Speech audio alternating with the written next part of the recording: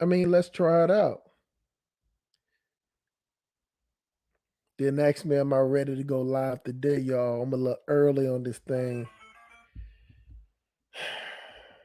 And as soon as I start the show, shorty, as soon as I started, let me cut my phone so it won't be vibrating. Unless you're hitting that cash app, you know what I'm saying? You can that sound will be good, but I'm gonna turn the sound down some because I do want to hear it a little bit if somebody let it vibrate, if somebody donate. But what's up? What's up, y'all? What's going on? You know what I'm saying? It's been a couple of minutes. We got a real live great. We're gonna have a real live great show.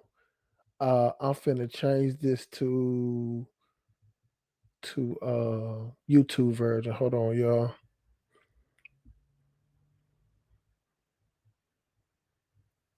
Okay. To YouTube version. Hold on, y'all. No. Okay. Here's some playback. Okay, got it.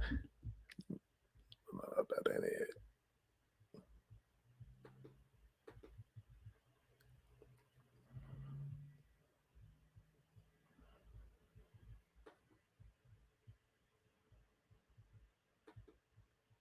Okay.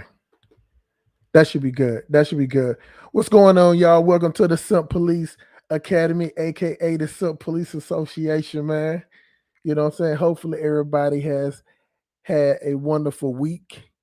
And if you didn't have a wonderful week, nobody don't give a fuck anyway. You get what I'm saying? So you should just act like you're having a good time just because that's what it is. But I'm just trying to set this up for me to look at it through the YouTube thing. So, you know what I'm saying? Everybody come in, make sure you smash that like button.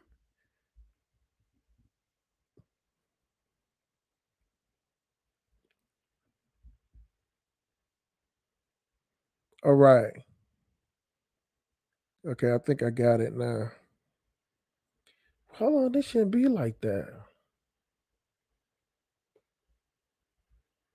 Hold on, let me see something. Or do I need to pause it on here? Hold on. Getting it together, y'all. Getting it together as I go. I'm not a pro at this. I'm not a pro.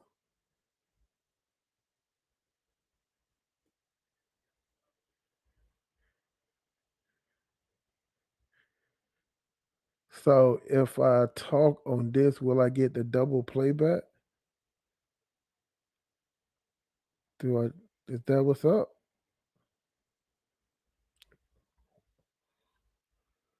Why would it be a delay?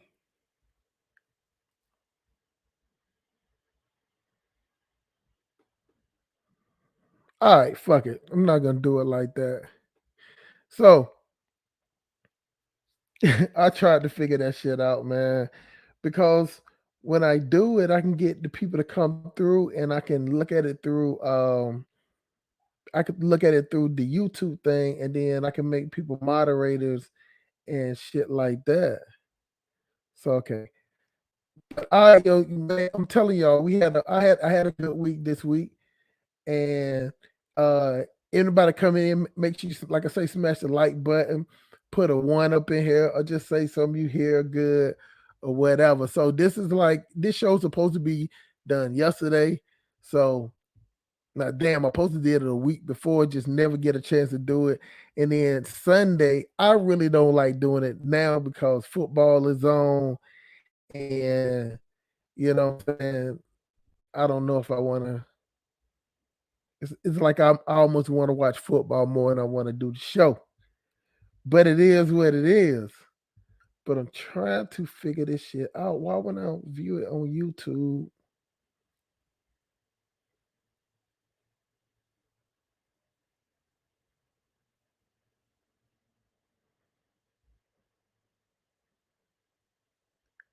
it's a delay. Hold on. Maybe I'll just pause it and then go from there. No, I ain't gonna do it like that. But yeah, you know what I'm saying? Y'all know my shit start off a little ghetto or whatever. It's okay, it's all right, it's going on. But this week actually somebody that I know that was real close to me died. Um died and I posted dead the show then, but um it's amazing how some people think like I hate women or something because the way that I talk, but I have mostly females that I deal with. I have a good relation with them. Like I don't like to end things with a female as enemies. Even if females try to be enemies with me, I won't even allow them to be enemies with me because I know that even though like the topic is right now, gender wars, I know for a fact as a logical person, as a person that I consider myself pretty sharp, you know what I'm saying? And I understand that no matter how much of a I can be classified or called a chauvinist or misogynist or whatever the term that the female would try to call a guy or a guy like me that talk the way I talk, that no matter all of that, I know that I can get more dealing with the opposite sex. You get what I'm saying? Than just cutting a female off or whatever. Because think about it like this, y'all. Think about it as a person that you have dealt with and you have dealt with on a long time, and it's your girlfriend or a girl you dealt with. It is no reason for somebody that you, especially if you kept that female around for a certain amount of time, there is no way that you should just cut off that person because if you stay with that person a long time, and you dealt with them a long time, that's somebody that you can trust. That's somebody you can depend on. And the thing about it, you can't be. I'm talking about men right now. Men can't be that stupid to be like, okay, you know what? I ain't dealing with her no more. I ain't busting them cheeks. You know what I'm saying? I ain't busting them cheeks wide open no more. So I don't want to deal with her because I don't want to see whoever she deal with. I'm gonna play like, see, to me, y'all, once a relationship is over, it's over. I can still be friends with the chick. Like I'm telling y'all the white Jesus truth that I have had cookouts where I invited girls, females that I have dated, mess with, fuck everything, invite them over there and set them up with somebody else. It it just doesn't bother me. You get what I'm saying? Like that connection, once it's over, but I can still be friends with them. You know what I'm saying? Like it is, it's like with black people, if we don't fuck with each other, we gotta be enemies. I don't agree with that shit at all. But that's like a prelude to the show. But I'm telling y'all, man, that I really want to be watching football.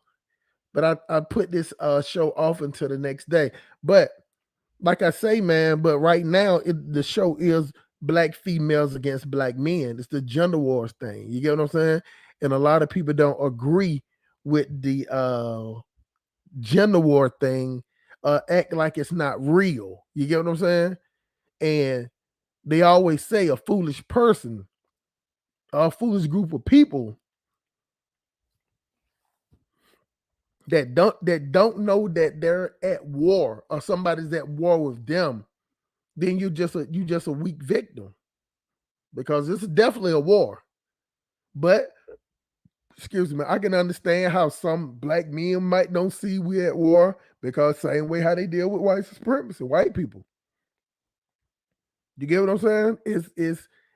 I can see how it's a lot of black people that are perpetuating the war between black males and black females. And this, I'm telling y'all, and listen, I know I have some people that watch me from Africa. Shout out Diego mate, what's up, bro? You know what I'm saying? Got Diego mate call checking in from Mozambique, capital city Maputo. You know what I'm saying? Appreciate you coming in, man. And everybody else come in, man. Make sure you smash that like button, man. Y'all see the cash out. I thought the cash out was at the top or the PayPal or something, but I need y'all niggas to hit it. But what's there to win with this war?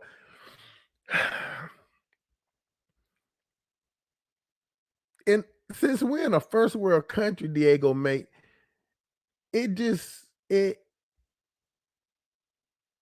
if women were if women win the war, then they're already the right hand of white supremacy. You get what I'm saying?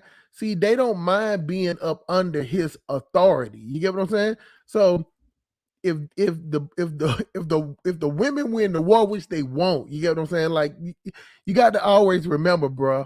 It ain't who talk. Just because you talking the most and the loudest don't make you right. You get what I'm saying? It calls a good audience, you know what I'm saying? But it doesn't make you right. It's the same way with me.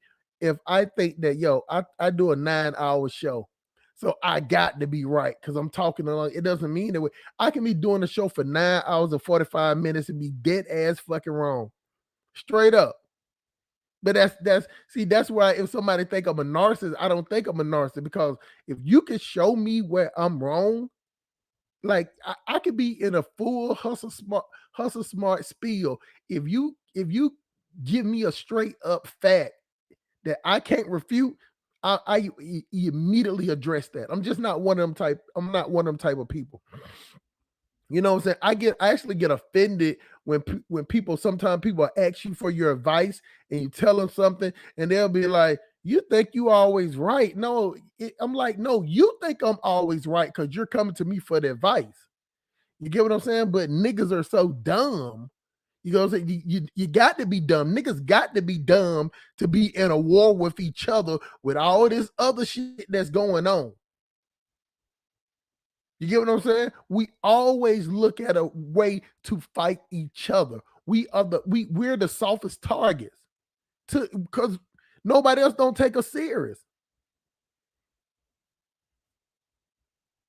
You know how black men be like, "Man, I'm gonna mess with a white girl." The black girl be like, "Man, I want to mess with a white boy." Now, don't get me wrong. I ain't talking about the people that just straight up like them. Because listen, I got females in my family that mess with white dudes, and I have had dudes in my family that mess with, marry, have kids from white women. It just what I'm saying is that if you're looking for a reason to go to another side. So I'm talking about you ain't like them before. You ain't like white people before. But all of a sudden, goddamn Darmarquavius, you know what I'm saying? Leroy Jackson, you know what I'm saying? He mess you up. Now you're talking about you want to go to white dudes. I got a problem with that. You get what I'm saying? But the funny part is that you have the right. See, this is why I get on a lot of dudes about that I talk to on these type of panels, is that you cannot get you can't get mad if that's what a woman chooses to do. Now I'm just saying I don't like it, but it ain't nothing you can do about it. So it's nothing that you can do about it. So now you start talking shit and and degrading the woman. So what does she do in turn? She downgrade and she throw it back at you. And on top of that, the black woman is the right. Appreciate the computer telling me it's 3:00. The black woman is closer to white supremacy than black men are. White supremacy chose them. Now y'all can either get down or lay down. See, that's why I'm hustle smart. I'm logical to this shit. See, I know that physically, no way in the world can a female beat me at anything. But I understand that right now, females have the loudest voice in the black community. When the politicians talk about the black race, they only talk about the black women, niggas. They don't even mention black men. And you know what the black women is doing? They like, shit, we got the backing of the president, the White House. Shit, we can shit on these niggas even harder. Like Like it's a real war because it's real casualties. You got men hating women, women hating men. You got women killing men. You got men killing women. And now you got women out here that are just as boisterous as men or even more. Because women talk more than men. You get what I'm saying? If you put 100 of the talkingest niggas and 100 of the talkingest females, it's still, I mean, it will sound like a whole bunch of cackling fuck shit, but it's still at the end of the day, the women will out talk those men. Women are they just talk more. Like I can jump on this platform and I can talk for 9 hours. But if y'all see, I can't do that shit every day. I can't do that shit every other day. I can't do that shit every week, nigga. You get what I'm saying? Sometimes it take me 1 to 2 weeks of the show, but you know what? Like I say, shout out to everybody coming in, man. Y'all please smash that like button, man. Please smash that like button or the dislike button. You know what I'm saying? So you come in, you know what I'm saying? Say something in the chat. You know what I'm saying? Keep it moving. But how the message was retracted? All right, we're gonna do this shit a different way. So you know what I'm saying? The problem is not that the problem is that the black woman is lashing out and she's winning the propaganda war. So I'm gonna be all the way real, y'all. It is a part of the war that the black woman is winning. You know what I'm saying? She is definitely winning the propaganda war because she I mean, if she wanted to spew this message, and I know not all women spew this message, but what I'm saying is that you always see those memes about the woman teaching her son not to want to be a man or whatever. No, what I'm saying is though, at the end of the day, she's the one there with that child 24 hours a day, 22 on the weekday, which you have to work or whatever it be the case. But what I'm saying is she, as far as the propaganda and the message game, she you can't beat her in that. Only way you can beat her in that if you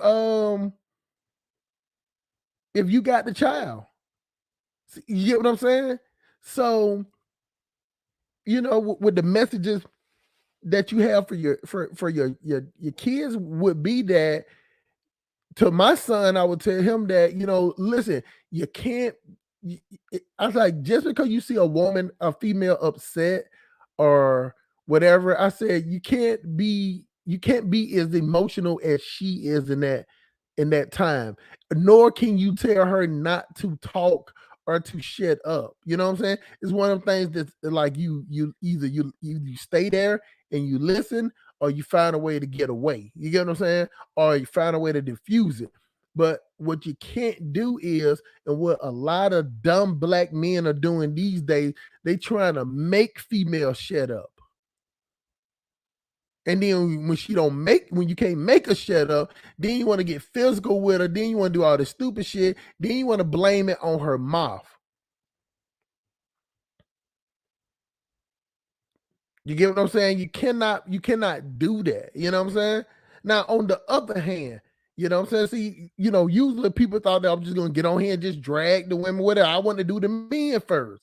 You get what I'm saying? Because as men, we're gonna have to realize that women are more craftier than we are. You get what I'm saying? So they crafty at certain things. Like we're physically, they know they can't beat us physically. So they use other things to, it's like a cat. They outshift you. You know what I'm saying? And men, we sit up and just be like, well, okay, I'm just gonna beat the shit out of her, or I'm gonna do this, I'm gonna get revenge out of her. And then that doesn't help anything. Because you can't get no revenge off a person that they have the best messaging. They messaging is good. You get what I'm saying? So you can't win with that. But nobody wins. Nobody wins with the war, Diego. You know what I'm saying? Just to be straight up about it. But nobody wins this. It's no winners and losers because it's not even real what's going on. You know what I'm saying? It's just something in our brain to make us think that, it's just another way to show how anything that people can prop up, black people will gravitate it to start hating on each other. Let me say that one more time. This war shit, even though it's real in the brain and it's real how to acting, it's not anything real. You get what I'm saying? What it shows is that you can make up anything to cause conflict between black men and black women and black people. We gravitate to it because we are self-destructive people. We already killing each other. We already ain't liking each other. We already wish a nigga would. We don't trust them niggas. We all fuck them other niggas because I'm down from these. Like, that's all we talk and that's all we promote is fuck each other. I don't give a fuck. That's just how we are to each other. So this war that's going on it's just something to show how easily certain black people, just most of us, will take up the mantle to find another reason to fight against each other.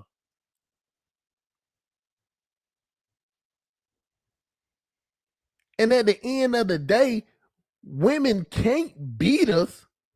Do you get what I'm saying? They can't beat us. And it's more them than it is us, and they still can't beat us. But where black men win is that women like attention. Women want to be married. Women want a man child because that's what they want. Shout it. When a woman marries a man, for the most part, they want a man child. They want a man that's obedient. The same way men want women that's obedient, women want men that's obedient. That's why a lot of women mess with and mess with dudes that niggas need somewhere to live at, a boyfriend that he ain't got no car, she drive his car, even though it seems like the nigga pimp, she's really keeping tabs on that nigga. She buy the groceries, she pay the rent, he stay with her. See, women like dudes like that. Those beta males, but a beta male still a kill you, bro. Beta males will still knock your top off. See, they soft hearted for a bitch. But they some supersized suckers, man. They some broke busters. Well, niggas will kill you about that same bitch that's goddamn treating that nigga like a child. But guess what? She giving that nigga somewhere to live at. She getting nigga some cheap pussy. It's the word of him. That nigga getting food. That nigga be able to watch goddamn Rick and Morty. You know what I'm saying? Rick and Morty on Adult Swim. He can smoke.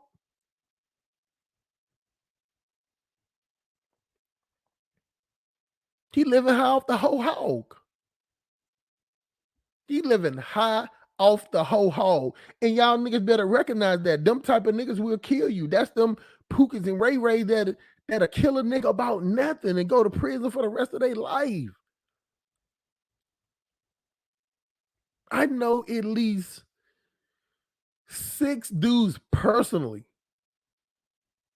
and maybe 20 other dudes that just know them by passing them in the street that have killed niggas about bitches. Some got to deal with a female. That's over 26 niggas that I know personally.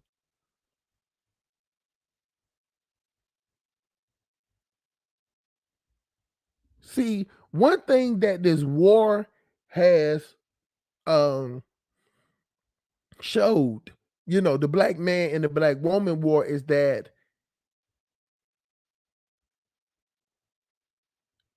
other races is not matter of fact, what it showed black women is that the other race of men watch how you deal with your own men. You get what I'm saying? Watch how you talk about your own men online.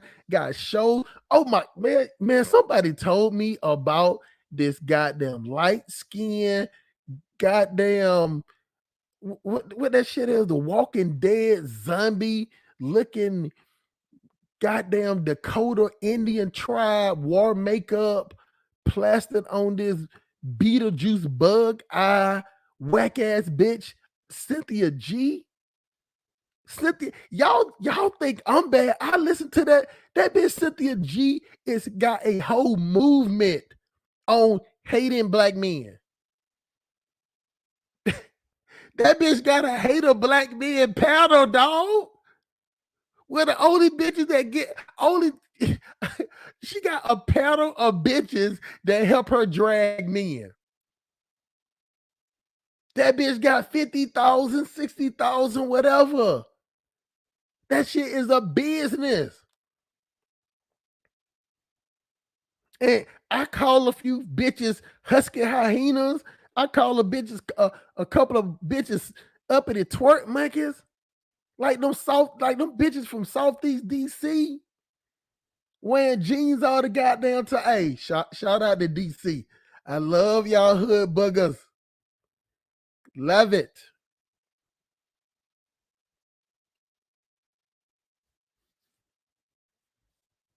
Y'all crazy, man. The other group of men is watching that and be like, man, you know what? We don't have to worry about this with our women doing this. You break up whatever, you go about your business. But since black women are so extra, extra, no accountability, and dictator complex at their home, which I don't have nothing against now. You get what I'm saying? That's where you live, that's where you stay, that's where you pay, whatever. But what I'm saying is that let me give y'all an example. Yeah, this shit crazy, right? This shit is crazy. Let me tell y'all something. I was having a conversation with this chick, and I think we went out for like coffee or something. I don't even drink coffee like that, but I'm playing a role. She was fine. And she did this. She was like doing exercise videos and put on TikTok. But I think she used to. I forgot how I first met her. You get what I'm saying? But she wasn't doing this. You know what I'm saying? She wasn't doing like the exercise thing now because she got a nice body. So she transforming into a exercise broad, exercise female. So she was talking and she was like, yeah, I'm finna post something she was doing like workout things. So she posts something. She was like, look what I post. Like the bitch actually told me to look at it like nothing ain't wrong with it. She was saying something about Monday motivation. Let's get in the gym. Fuck these niggas. Let that be your motivation. And I'm like, now hold on, y'all. Now. I could have just played the role, beat them cheeks up, probably skeeted in a little bit. You know what I'm saying? Then ducked it afterwards. You know what I'm saying? I could have played the role, but me being either halfway smart or halfway dumb, like the glass half full of the situation. I said, hold on, Shawty. I said, why would you need to say fuck a nigga for motivation? I said, think about it like this. What if a man say, you know what? I'm finna go fight this war. Fuck a bitch. Fuck these hoes. Like what I'm saying is, if a nigga say fuck a bitch, they just saying fuck a bitch. It ain't no motivation behind it. We don't need to say, you know what I'm saying, fuck a bitch, I'm finna go in the gym and work out. Fuck a bitch, I'm finna go out here and put this roof up. You know what I'm saying? Like we don't say fuck black females to motivate us to do anything. If a black man say fuck black female, you ask him the reason, he'll tell you the reason. But I said, you just saying fuck these niggas as like, so if you like these niggas, you won't get in the gym and help yourself. You won't try to be a better person. Like hating men got to be the motivation. See, that's how silly the shit is on the female side. See, females using the war against black men as fuel. You get what I'm saying? I even talked to another chick I used to be in a relationship with. You know what I'm saying? Let's see what it say. It's a facade. It's a facade. It's all a facade. The guy this girl don't want them right. It is a facade. That's what I'm saying to get it. It's real deep. It's real deep in it in this explanation of how it is and how it's affecting women and how it's affecting men. See, women are not getting the results that they thought they was gonna get out of this war, out of these shaming tactics. They thought niggas was just gonna be like, oh, okay, she shamed me into submission.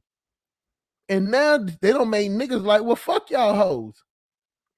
Yeah, I'm talking to you, big booger wolf, Stacey Abrams looking bitch. You know what I'm saying? With them goddamn Black Panther leggings with vibranium in it. You trying to stuff all that motherfucking goddamn meat up in there like a goddamn turkey of Thanksgiving, trying to stuff that motherfucker in there, trying to look good because black men are the only dumbest niggas in the world, men in the world that think a fat, obese bitch with obese kneecaps bitch with goddamn cankles with goddamn thighs connected to her ass where you can't even tell the difference. We the only group of people that call that shit thick. We the only group of niggas that call that fine. Bitch don't work out. She already 160, 175 pounds. The fuck you think she gonna do if she to get pregnant?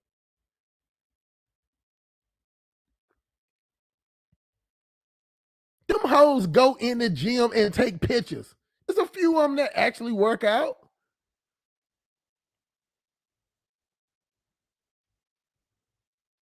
Black women just have natural curves, so they don't have to work at it. Man, I mean, I seen a chick that she had like the worst walk in this world, but she had like the perfect, like she was fine standing still. When she started walking and walking like she was about to fall over on her face or something like that. It was weird. It was fucking weird, Shawty. So, you know what I'm trying to tell y'all is that the women are not getting the results out of this war that's going down. And that's just all of this to it. But hold on, y'all, because I want to get my little rant out before I open up the doors, you know what I'm saying, to let the members in here, you know what I'm saying? And that cash app is at the top, you know what I'm saying? It's pinned to the top in blue. Or is it? It is not. I'm gonna have to put it back up though. Let's see. All right. I'm finna drop the link up in here, man. Look, I won't. This is the thing. I know women watch my show. I know women watch my show. You know what I'm saying? You can call in like this is not no. I'm saying it's a war and I'm on the man side and woman side. I'm telling you, both sides of it is stupid.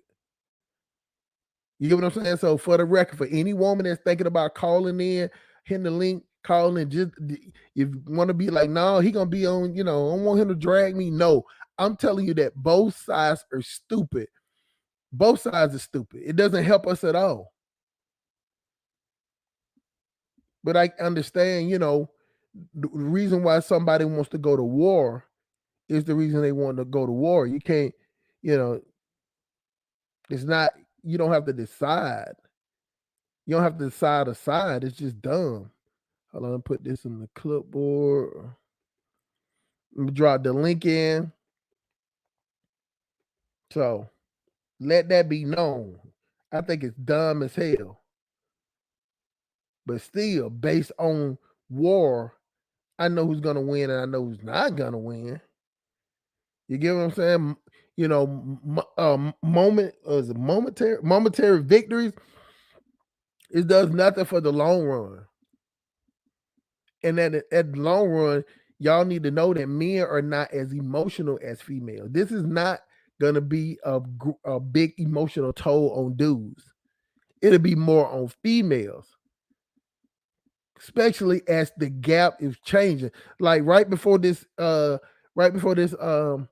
this war between black men and black women got big, it was like 70%. Now that the war has gotten even larger, now the single black female rate is 75%. So you got men out here that like, you know what, man, I'd rather be by myself than to put up with this shit at all. Fuck the black family. Fuck that shit. I don't care what nobody say. Y'all don't have to deal with this bitch. I do. And before I hurt her, I'll leave. And vice versa. Let's go to the other side. If the female be like, fuck these niggas. I got the baby. I can take the nigga for child support. He still gonna want to fuck. So what? And I can deal with other niggas and fuck his homeboys, all type of shit. I can make his life miserable. And she can choose to be by herself. But by that logic, it's still 2 million more women than it is men. So one of the biggest lies that anybody can tell you, or that stupid for you to even believe, this as far as females and dudes, it's no such thing as every man for a woman. Just the numbers just don't add up. Now, this is the fucked up part. And this is how you tell you that the men automatically gonna win the war regardless. Because it is a woman for every man. That's the funny part. So therefore, matter of fact, for some dudes, some of the fly niggas, you get what I'm saying? Hey, I would congratulate you. That's the difference between men and women. I congratulate with a young fly dude out here, but I'm an old dude. I like to see, you know what I'm saying? I like to see the young dudes busting them up. You know what I'm saying? That don't make me none. I got bad knees and bad back. I can't compete with him. That's the difference between men and female. See, an older woman will still try to compete with a young female. That ain't happening with men. We know when our time is up or our time is winding down. You get what I'm saying? We know that for a fact. Nobody have to tell a man that, you know what, that little young dude, 23, 24. Young dude, 23, 24. Oh, you got to mute your mic. You got a little back playing Madara. How you say it? Yeah, Simp Police Academy. Can you hear me? I can hear you, man. I can hear you. What's going on, man? Where you calling from? UK. You from the UK? Where you originally from? Africa.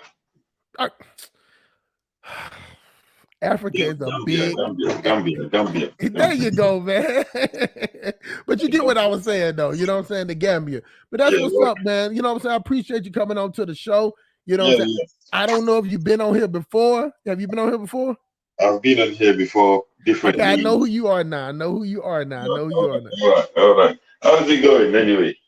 Everything is going good, my brother. You know what I'm saying? I had to come and do this show because, you know, a lot of things is happening in the United States as far as this, and I hear about it happening over it, and I seem like if we don't watch it, hold on a sec. Hold on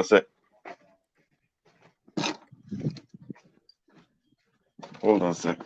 Go ahead, man. I like the little avatar too.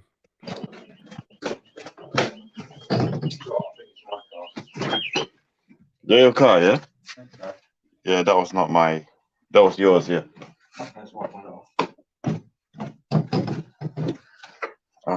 Put me on a shoe. You take care of that, mate. I needed to drink some water anyway, y'all. But make sure when y'all coming in, man, make sure y'all hit that smash that like button. You know what I'm saying? Get it together, man. You know what I'm saying? Make sure y'all smash that, man.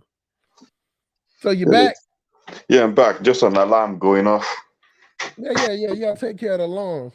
But Yeah. man, how do you? What I'm saying is that Africa does not want this type of shit that going on over here, because what I don't understand about Africa is that you can only, like, females you can be a feminist anywhere in your brain, Yeah. but in America, in the UK, you can be like feminist, and get political attraction.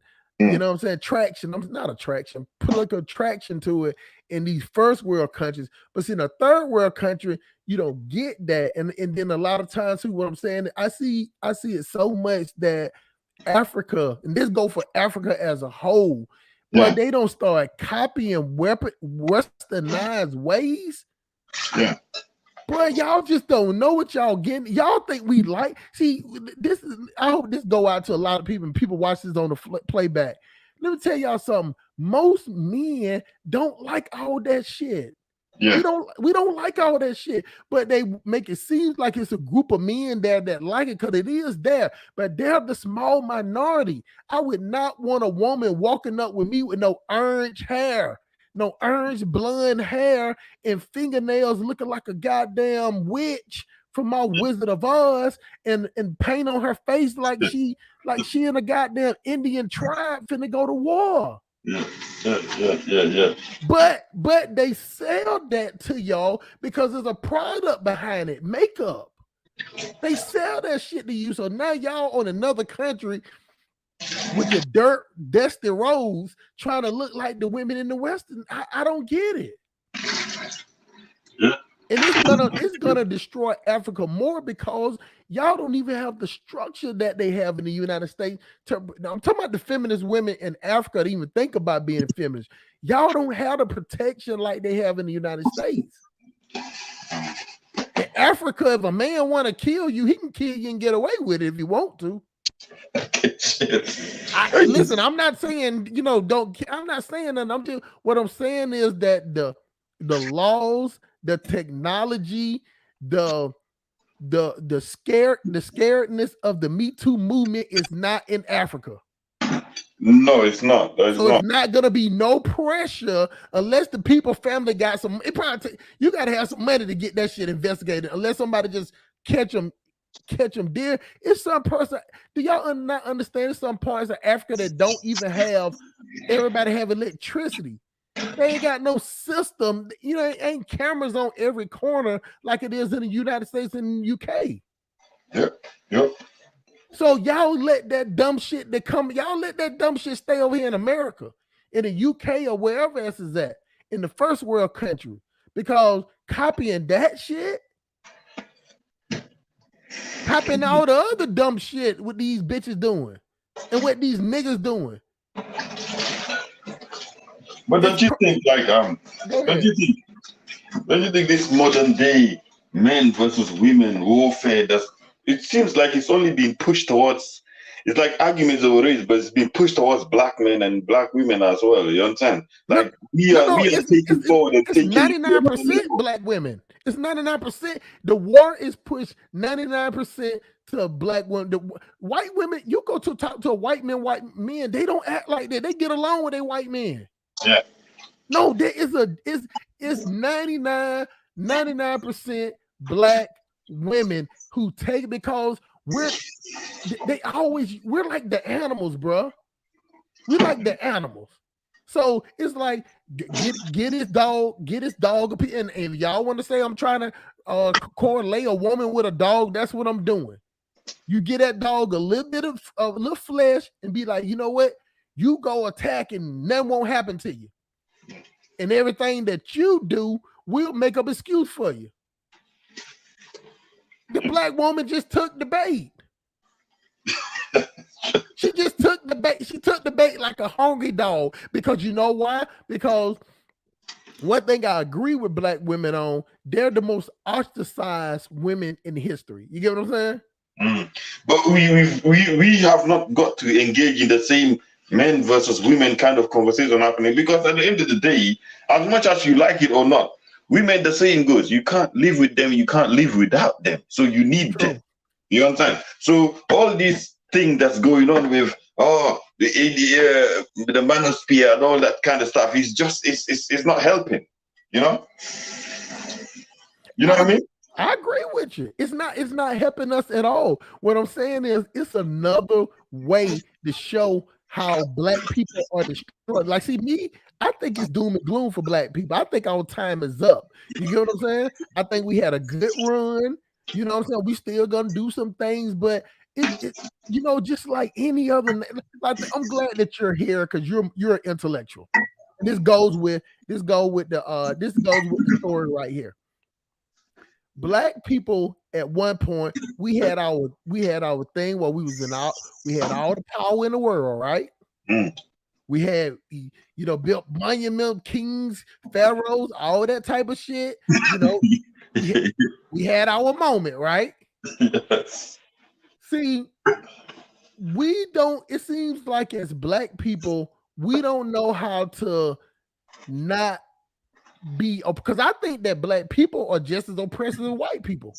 You know what I'm saying? I think it's a black supremacy, because black people, we love to try to make people think what we want to think and act like we want them to act, and they got to do this because of this, and you know, we subjugate people too. We do that in our home family. Oh, they ain't acting like us. They ain't acting like this. We don't do this in our family. A person is an individual. Yeah. But this is how we do too. So we have this black supremacy. And listen, we probably got that from white people too. But the difference is that while we copying everything that white people do, we don't have the lineage, we don't have the support, we don't have the technology, we don't have the military, we don't even have the group economics to even play in this war. It's stupid. Exactly. That's what I'm trying to, that's what I was explaining earlier before you jumped on. I was trying to tell people that y'all gonna sit up here and think because the way I'm explaining it that I'm on men's side in this. No, I'm on neither side. It's stupid. It's a stupid. At the end of the day, people will complain, but at the end of the day, like I say, you need women and all that stuff. So however women transform in the future as they go, you're still gonna need them. You understand? Because they reproduce and all that. You know what I mean? Because you need them as a man and all that stuff. So however human beings transform and change as time goes, because the change will happen. You know, this is not the only change that will happen. You know, it will always keep coming in society. The change will always happen. But the fact of how we need each other is not going to change.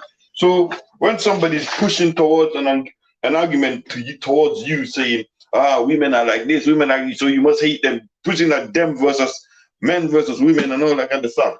I just don't, you know, you're just wasting your time arguing about something that is just irrelevant. You know, you're not going to reach any conclusion. So it's that I've over time, I've heard this amount of argument going on all over online, and I just got sick of it, man. I got tired of listening to that. You know what I mean? All these versus arguments and all that. Men are like this. I just think at the end of the day, we need each other. You know what I mean? Can you hear me?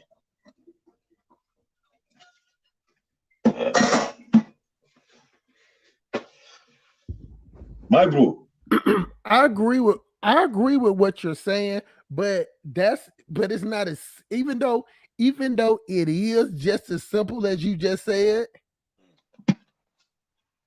Hold on. Perhaps I might just be in the bag because I'm busy about to cook. No, that's me. That's me. I'm about to cook up something, you know? That's me. That was on my end. This is what I'm saying. It is just as simple as you just said, that we need each other. But it ain't that simple at the same. It's more complex than that, because this is jockeying for power. See, once the power play got involved with it, it changed the whole dynamic. Yes, it is as simple as you say. You get what I'm saying? But let me throw it back to you in another way. Pause. Say for instance that you and your cousin, and you know what I'm saying, there's something about, y'all get into it about $500, and you say, well, you know what, we're family, you know, we can move on past $500. We're family, you know, we got the same blood. But that's simple, right? But say for instance, it was $1 million right now. You get what I'm saying? So now that conversation gonna be different between you and your family member because there's $1 million on the line. You get what I'm saying? There's $1 million in play. That's how it is with the black men and the black woman in the United States. It is money, it is resources, it is jobs. You know what I'm saying? Like these chicks, like the chick that I was just speaking to, she getting like 30, 50,000 views a day. They're giving money. She's selling product based on hating men, saying that men. Somebody told me to watch her, and it was. Have you ever watched her before? Her name's Cynthia G. I have heard of her. Okay, that's what I'm saying. Like women, like these women are, even though they know it's stupid, they found a way to make money off of it. See, this is what I was saying early, that women have the best messaging. Men are not messaging this. The women are winning the propaganda war. See what I'm saying? Yeah. I'm telling you. I get what you're getting at. I'm telling you, it's that serious. Like it's a real war. Like they strategically doing it. Like it's men talking about they don't want to get married no more. They ain't trying to be with women with smart moms. So now in America, 75% of black women are single with kids. Yeah. And how does that help? That just adds to, it's just another means of making sure your population doesn't grow any further than you already have. God damn it, bingo! This is what this is what I said earlier. There's many schemes for it, and this kind of argument, it's just another means of making sure they dwindle down your population, isn't it? But hold on though. Now I like the way you size that up, but you got to think about it another way. That shows how black people are so fucking stupid. Though, even though we ain't got shit, everybody else is doing better than us.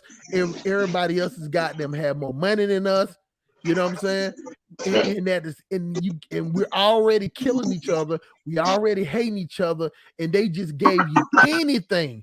They just threw you in it. And in this way, early I was promoting like black women as animals. I'm putting it on both of us as animals, male and females, to be like, well, you know what, y'all go ahead and fight this out. We'll give you anything. And we take up we come up with, we'll take any reason to fight each other. Any reason.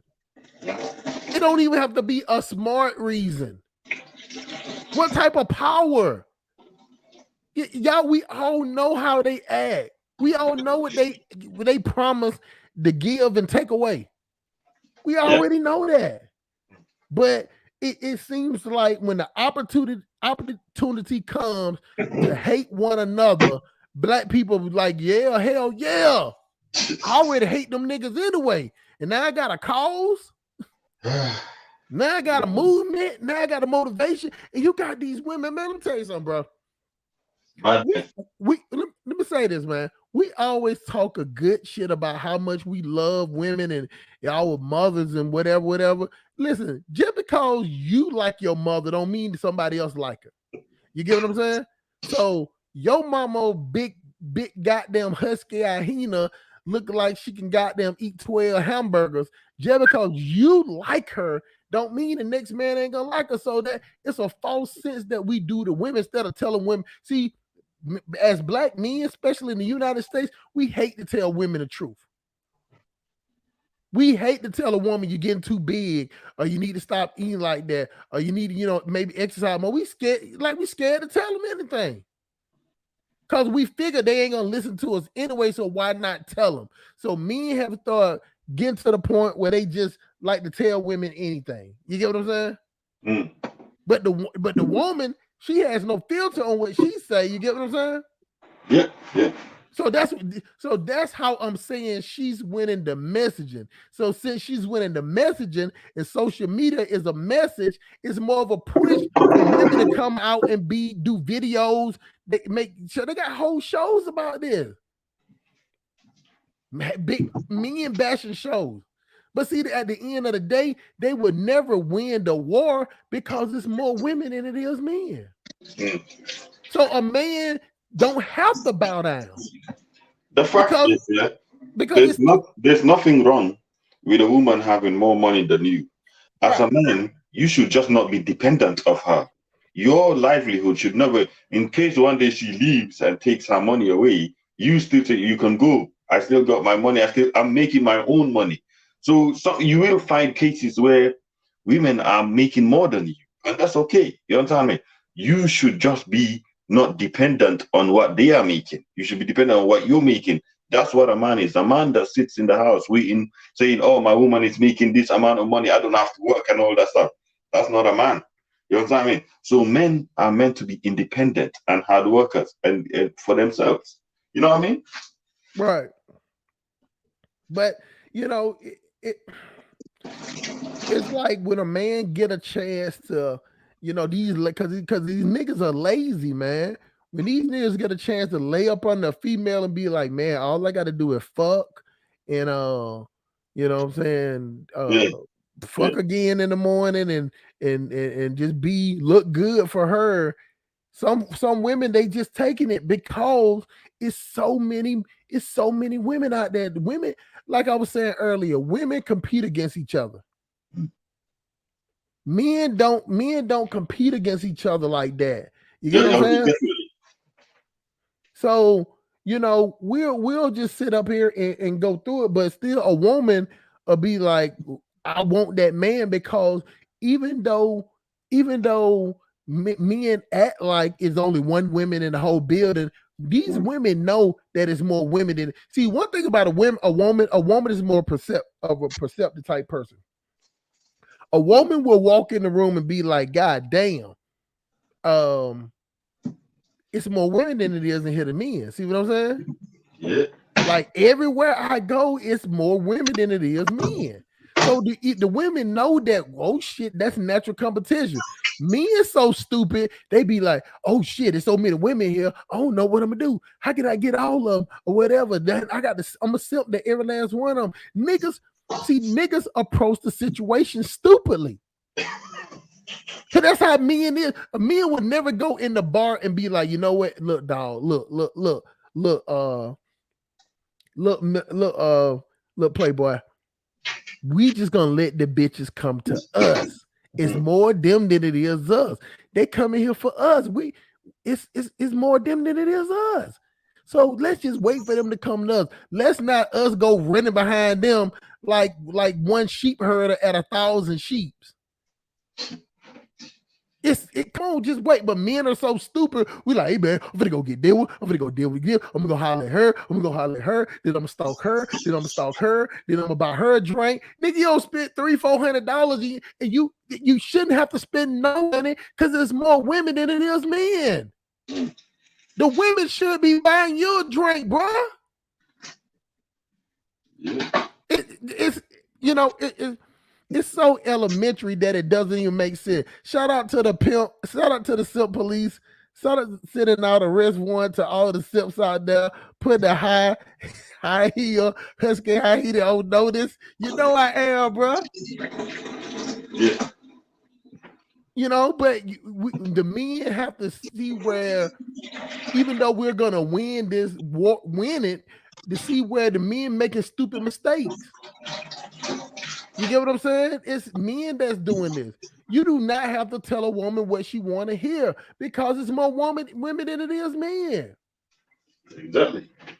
I don't know, man. I think it's just the way things are in the West, isn't it? Like the woman comes first and all that stuff. I'm not like lamenting. I don't want to lament about that or something like that. But in Africa, it's a completely different case. Men have their place in society, and men are quite somewhat because, like I say, that it's due to the pressures and challenges that you faced in the West. Like men and women both have to compete for the same opportunities because why the upper class want to have as much productivity for cheaper. You understand what I mean? So that means you have the other half of the population, another half, which traditionally women used to be to look after the kids at home. So they say, you know what?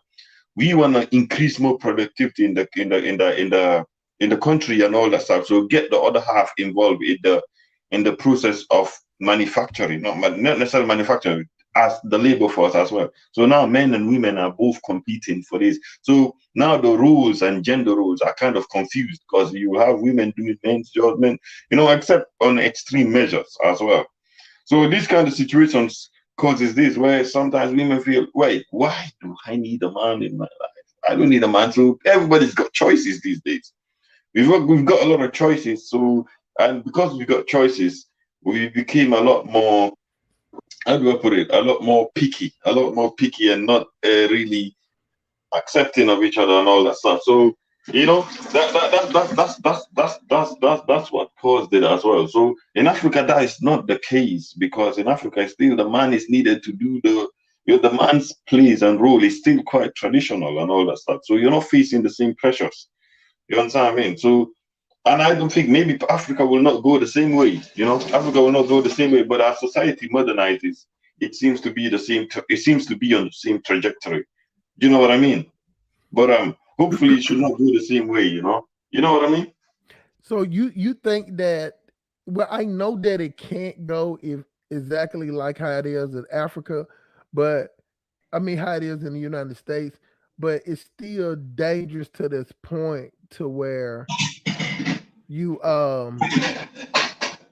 where you even where the women even allowed to do so many things. You get what I'm saying? Like it shocks me how a powerhouse like Africa doesn't have its own media. You get what I'm saying? Like in America, nobody else media get played. You get what I'm saying? Mm-hmm. There's only you're in the UK, right? Yeah. UK media is king over there, right? Yeah. See, in Africa listen to anybody. They CNN, BBC, you get what I'm saying? Yep. They don't have a one utilized, is it utilized or united media. Like in America, you got Fox News, CNN, ABC, CBS, NBC, but they're all American based. You know what I'm saying? There's no But I think that's to do with Africans thinking everything foreign is better than what they've got. You understand?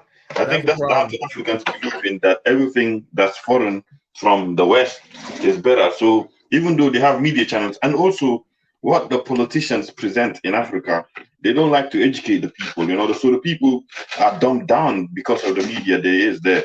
So people feel like maybe they're becoming more intelligent by, or they seem some type intelligent by watching some of these Western news and all that kind of stuff. It's just a bunch of silliness. So I think that's to do with that. That's why the Western media has a lot of influence in Africa, or Western culture has a lot of influence in Africa, because they believe they're better.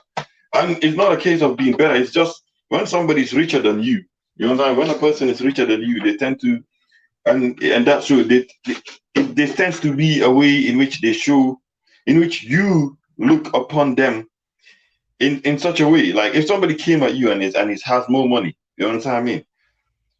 It's maybe not all the time with some people, but it occurs that the richer you are, the more voice you have. You see, like rich people's, like let's say, poor people that made it. Now they can say a whole bunch of bullshit and people will believe them.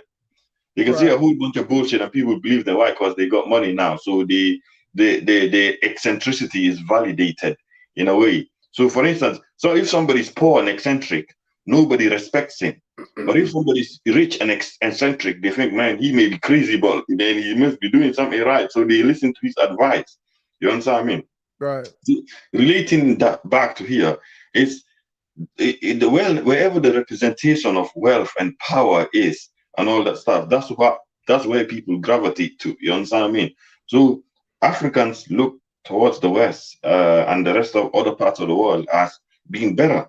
So they tend to listen to that kind of shit. They listen to their media. They listen to all that stuff. It's to do the association with wealth. But once you become wealthy yourself and all that, and you work hard yourself. Why have you got to listen to anybody else if you work hard? Just in police academy, you work hard your life. Yeah, you worked hard to get to where you are in your life. Why do you feel you need to listen to anybody else to tell you how to navigate your life from where you came from. Yeah, nobody can tell me shit. No one can tell you shit because you have self-actualized yourself. You understand me? But people who haven't done that will always open up their ears to other people that they think are better than them. When we're not all better than each other, the only difference in human beings is in the money they have and the money they have and the character in their person, the wealth they accumulated through whatever means, and their character as a person. Other than that, there's no saying that God made this person better, God made that person better. Do you know what I mean? Right? So, but many people don't understand that, so they gravitate to that. You know what I mean? So that's why, hopefully, this could be reversed and Africans could learn. Of course, yes, the West did that to get there, but they got some things wrong. So we must avoid the same mistakes that they made. Now, the thing about Americans are so arrogant and stupid to the point that even if it gradually just dies out, both people still be talking about they won. That's just how stupid Americans are. Now you add the descendants of slaves in there with that same type of goddamn way about it. We're even more stupid than that. I'm just saying, I'm here to tell y'all that I think that, and I know that black people are just dumber than white people. It's just the way it is. Because if we wasn't, it is no way in the world we can sit up here and talk about we created them and they came from us. I'm just using y'all. Where did you hear that from? Where did you hear that one from? Man, they talk about it over here all the time, that they say that black people are the original people on the planet and white people came from black people. We created them. Huh? We created them. We created them. So think about it. You created something that enslaved you, beat you, cut off your fingers to save bullets, rape your women, whatever, destroyed your country and whatever. And the only thing you got to say is we created you? Like, what? Well, I tell you what, create somebody, kill me and create me in that same image too, and let me conquer y'all motherfucking ass for 400 plus years. That's dumb. It's dumb. It is dumb as shit. You'll be better off saying that Jesus wasn't black. You'll be better off saying, logically speaking, man, because I'm a logical person. You get what I'm saying?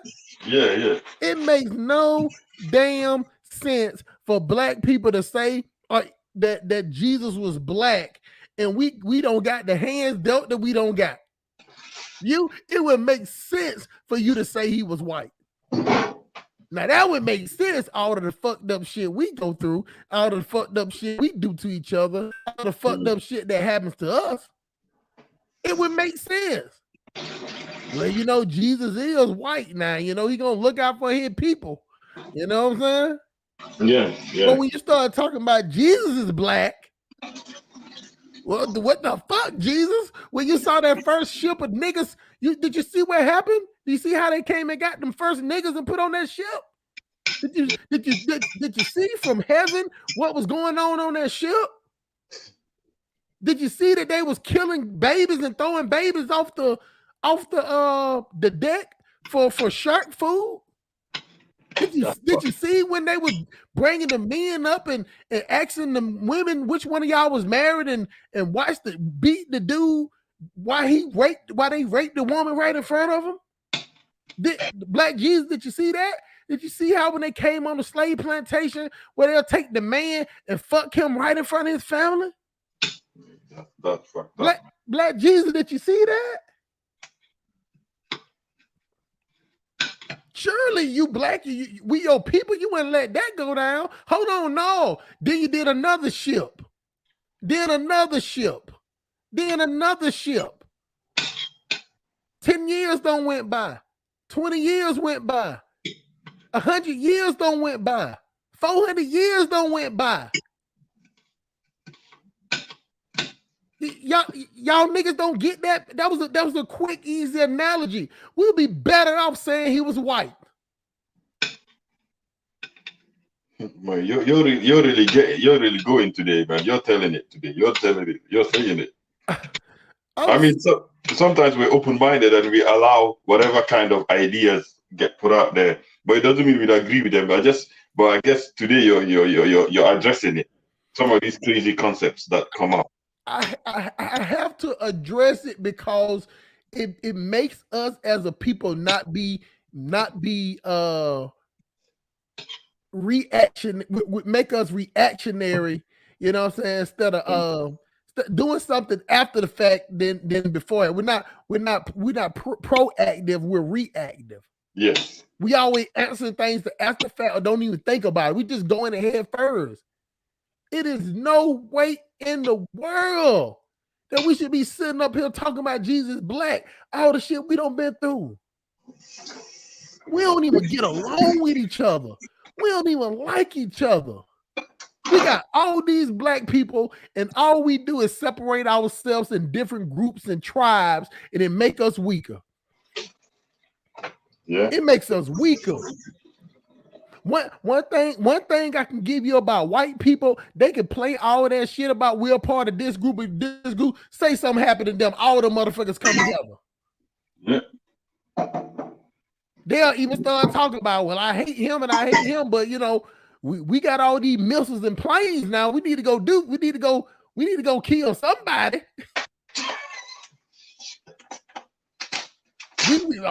Now I don't like that. I don't like that old white boy up there in Beverly Hills because I'm over here in the country. You know, I'm dating my little sister. You know what I'm saying? God bless her. You know what I'm saying? And you know, but he's talking about sending missiles over there. I'm right along with him. That's how they operate. They stay on code. I wonder who was talking about this today, man. Was it you that was mentioning this? I think you must have been listening to yesterday's panel or something. No, I didn't. Somebody else was talking about it too. Somebody was mentioning about it in Gina's panel about how they are on code as well, like that. You know, even though they disagree with anything, I don't see any reason, whatever you want to identify as, I don't see any reason why we can't work together for each other's benefit. You know, I don't see why men and women should be. You know, I think it's a complete silly argument, and I'm starting to go against it big time now because I'm starting to listen to these black men versus black women and all that kind of. I think it's an overblown discussion. You know what I mean? I think it's an overblown discussion, and we must not fall for it. You understand? Because where is it taking place the most? In the black community. Exactly. All these Samuels and Cynthia G and everybody's talking about it. All these divisive kind of stuff. You understand me? But at the end of the day, real people will not even pay attention to that. You know, because the fact is, at the end of the day, men need men. You understand me? That's what it is. See, the problem in the United States is that we gravitate to dysfunction. All right, yeah. See, that's the problem. So you think about it, you got 40 million. I think the United States is, well, we don't count Brazil because they got all that mixture, but United States has the most concentrated population of African people in the world, right? No, Brazil, Nigeria, and then Brazil. No. This, I mean, outside of Africa. I think it would be Brazil. Brazil. See, we don't count Brazil because Brazil has the mixture. You know what I'm saying? Yeah, we don't count that. You know what? Somebody else had a discussion. I said the same thing you did. I said, well, most of the black people went to Brazil, not Africa. So then, man, I had this guy. He sent me an email. He's like, "Hustle smart. I get what you're saying, but he said you said you was he said you was a component of facts. So even though you feel what you feel, if I show you something, you know what I'm saying, there's gonna be facts and you look at it. What he showed me, or the videos he had me watch, would show how the people in Brazil, even though they're black, they have almost no black culture. You get what I'm saying? Almost no black culture, and on top of that, they don't even identify themselves as black. That was the main thing. That all the other stuff is irrelevant. Most of them need to consider themselves as black, because over there, Brazil and places like that, it's a lot of colorism. It's a lot of skin colorism. See, See, we don't do the skin colorism here. You either black or you white. You know what I'm saying? Yeah. You know, light skinned people don't. You know, we might like light skinned people, but you know they're not. You know, dark skinned people still gonna whoop their ass. They don't get no play. You know what I'm saying? Actually, in the United States, we think light skinned people are the weaker people. You know what I'm saying? Like they're frail. You know what I'm saying? Like they so close to being white. But what I'm saying is that you know, he showed me how Brazil is so mixed with another country or the Spanish people or whatever their, you know, the language or whatever the people that is that it's so far gone from like black people in America. You know, even though you have more people in Brazil, it still have more black people in America that's trying to find their roots to Africa. You get what I'm saying? Yeah. Like it's black people spending millions of dollars trying to figure out their lineage to Africa.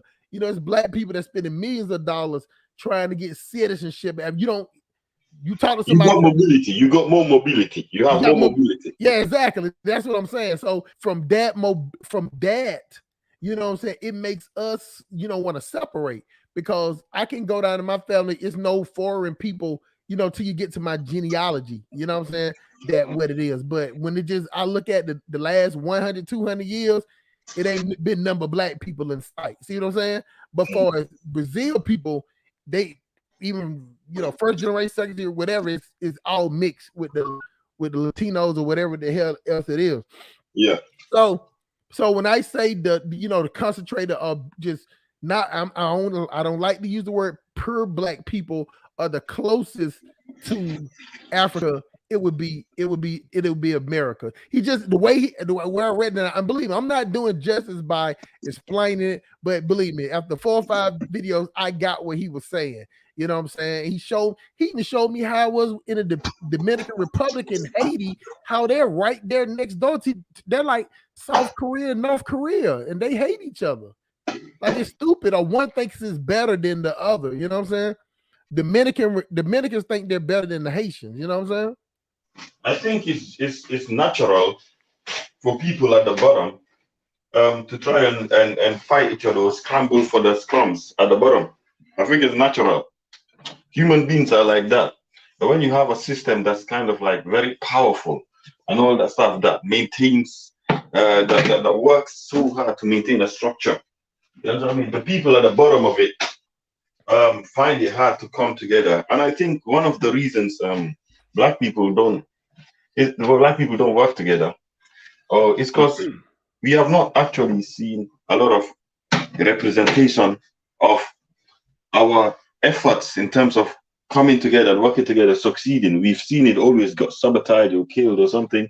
So a lot of people, you know, they don't trust other black people. So what it is like two rich people working together will trust each other more than two poor people working together, because the rich person is going to say, you have succeeded in your plan and I have succeeded in your plan. I think if we work together, we're likely going to succeed because I believe in your work ethic. But the poor person poor people working together is going to be very, very hard. You understand? So they will end up having a crab in a barrel mentality, because they'll say, you have failed in your endeavor, you have failed in your endeavor, and I have failed. Why would I want to work with you? I would want to work with somebody that has succeeded. So you see a lot of black people trying to kiss up to white people to try and get ahead. You understand? Because they want to work with somebody that, no, people who are the bottom struggle hard to realize that coming together can be an advantage, because all they've seen throughout their life is, I've seen you fail, you've seen me fail, and all that stuff. There's no point in working with you. You understand? So it's the same thing that's almost playing as well amongst.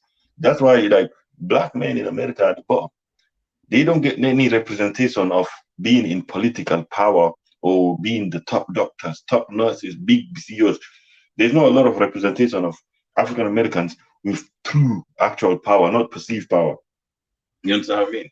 So black women, they don't have a lot, you know, because when they know there's a power above you guys, there's not much to respect in it. While in Africa, of course, Europe is above Africa. Europeans control our presidents. But in the individual lives of African women, they see black men all around their lives as head of the family. Do you understand? I get it. They see representation. They see representation of power, maybe not at the political level in Africa, but at the personal level, they see representation of power. While African American women, they see representation of power at a personal level in their life. You walk out the street, your husband is the employee of another one. You live in that society. You can't help it. Being a minority is one of the shittest things to be in life. Because when you're a minority, you either have to kowtow to the majority, or being a minority is not good. So, and especially when you're a poor minority as well. You understand? So this causes Black American women to not, women in general, not Black American women in general, will not look up to that, because there's something above you. So going to Africa might actually help. Hey, you know what, man? I'm gonna say this, and I always felt this way. I probably never said it before, but I think that the number one reason why I think that Black people are doomed is because it's an unknown syndrome that I don't even know the name of it, but I think that the only thing that would make Black people better, and I'm not telling what you should do or whatever. I'm telling you that Black people need to be displaced again. You get what I'm saying? Like again, like like it's something that's going on in our brain. You know what I'm saying? I think that all of us should go to Africa, or you know what I'm saying? That is more correct. I think Black people need to be reoriented with what Black Americans need to be reoriented with what it's like to be part of the majority, and not always feeling for the rest of your life you're part of the minority, because that is not a good feeling to carry throughout your life. You're walking around feeling like your whole DNA, your whole structure is about being last. Yeah. So that's what I try to tell people, that we have this false bravado. Even though Black people sit up there and make it seem like they run the show, like but we don't run nothing. Like it always shocks me how Black people be like, I run this. You don't run. No, white people are in charge of everything. Everything that you do, they in charge of. In America. Mm-hmm. So you're at the bottom. No matter how much you talk, no matter what you rap about, no matter how much you can catch a football or whatever, after they get through showing your picture, they still show their names and their symbols. See, emblems, not symbols, or symbols and emblems. Crest, NFL, crest, NBA is a crest. Whole sports is a crest. So after they get through showing the players, then they show the top dogs. Then they show who represents it. They show who owns it. To let you know that you're just somebody that comes and goes. Them owners, they stay there forever. Yeah. The owner can own a team and not even know how to play no sports. They're showing y'all don't even understand symbolism, real symbolism. They continue to show you that they create the brand. They create the opportunity. They create the chaos also. They create the victories. They create the losses. They create the drama. And y'all niggas so dumb, y'all pay for it. They sit up there in the booths in the high rises. They ain't down there in the midst with all y'all fighting each other and arguing with each other. Showing y'all jerseys. What is soccer? What is United versus somebody? Y'all up there jumping around you don't see the people up in the sky, right? They don't act like that. They have realized that it's a certain class of people that if you give them drama and bullshit, they'll pay for it. There's a group of people that, like me, I would never go to a soccer game ever in my life. Not with all that chaos. You might die leaving up out of there. I would not operate in that because I believe in self-preservation.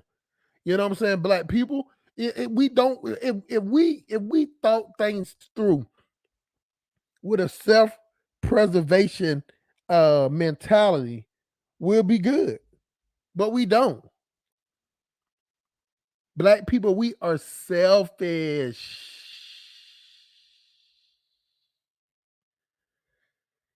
Selfish ass niggas. We talk like we care, but we really selfish. See, so I think that it need to be a mass exodus. You know what I'm saying? I think that we need to go, just like the brother was saying, that we need to go somewhere to where we're a part of the minority. You get what I'm saying? That will help us out. That the point that we want to always talk about, we the best, we can go and make something better. But as long as the black people stay here, we're doomed. We motherfucking doomed. It ain't no win if we stay here in the United States. Eventually, over time, we would die off. Not necessarily leave entirely, but more like go and experience other parts of the world. See what the rest of the world is like. You will open up your mind from the programming that your government has done to you people. The same, what I notice is the same type of naivety or ignorance that white Americans exemplify is the same type of naivety and ignorance that Black Americans have, because you all have been watching the same programs, watching the same TV programming by the United States government to make you believe America is number one. The USA is number one. So you carry these arrogant attitude towards even why Europeans look at Americans to be kind of dumb. They think Americans to be dumb. So Americans kind of show a lot of naivety and ignorance about the rest of the world. And it does not help the individual to grow in such a way, you know. So I think it will do Black Americans a lot of good. Maybe not all will be interested, but it will do a lot of people good if they travel a lot more and see the rest of the world and get to realize more. It creates a more what's the word to use? Profound individual, you know. Let me tell you something, man. These niggas need to be uprooted just like they was uprooted from Africa. And through all that bullshit, slavery, rape, beatings, and everything, niggas is okay. You get what I'm saying? Like if we just stop killing each other and hating on each other, we'll actually be okay. You know what I'm saying? We actually can gain some ground. If the bitches stop having abortions, we actually would be okay. You know what I'm saying? If we didn't actually have that thought lifestyle and this thug killing each other lifestyle, we would be okay because the numbers is growing. The problem is that our numbers is going down while other races are going up where we live at. That's the problem. See, if it was just black and white, people wouldn't matter. But now you got Latinos, you got the Jews, you know what I'm saying? You got all these different nationality people, you know what I'm saying? That's taking their claim. See, as black people, what y'all need to realize is that our time is up. Our time actually been up. You get what I'm saying? We're not going to do anything here. You can't continue to do the same thing and expect a different result. That's insanity. And black people, we are crazy here in the United States. You know what I'm saying? Now. You can ask me, am I leaving? I ain't leaving on the time soon, my damn self. But what I'm saying is that I'm not leaving, but I'm not gonna make I'm not gonna make the situation worse. I'm not gonna be sitting up here fighting, with bitches on YouTube, beefing with other youth. Now, don't get me wrong. I talk my shit about who I thought was whatever. I would never be beefing with her. Like if she was, I know I said something about her, but I don't know her. I don't know her. Cynthia G, I don't know her personally. I don't know anything about it. I just said what I said, and that's it. I would not go in a back and forth with her because it don't make neither one of us look good. Just talking about each other online. I would never do it, but I stated how I felt about her. And she weird as fuck. I'm gonna tell you who she looks like. She looks like from the movie Gladiator, the Pharaoh Xerxes, whatever you were, Pakistan or Persian. She looked like Xerxes. You know what I'm saying? With all that makeup and shit. She talked like this. He made the male coups and he trash bandits. They been conquered. that bitch talk, man. Y'all sit up there and listen to that bitch talk like that, man. But you know, we have characters like that are men as well. We have characters like Cynthia G that are men as well. Like for instance, look at Meek Mill. For instance, Meek Mill's latest album, the album cover. You seen that shit? I did. You seen that shit? Now, what kind of degeneracy is that, bro? How can you? What kind of respect do you expect to get? Man, obviously, Meek Mill has changed. Obviously, he has changed. You know, he's not been the same as well. But you see the way he represented what is supposed to look like his mother. You know, because we don't. You see, at the end of the day, and this is why I say black men will eventually win this war, is because black men really don't. This is sad, and I know y'all men gonna be like, "No, that ain't true." But black men, we don't really have a good idea of a black woman. We don't have a.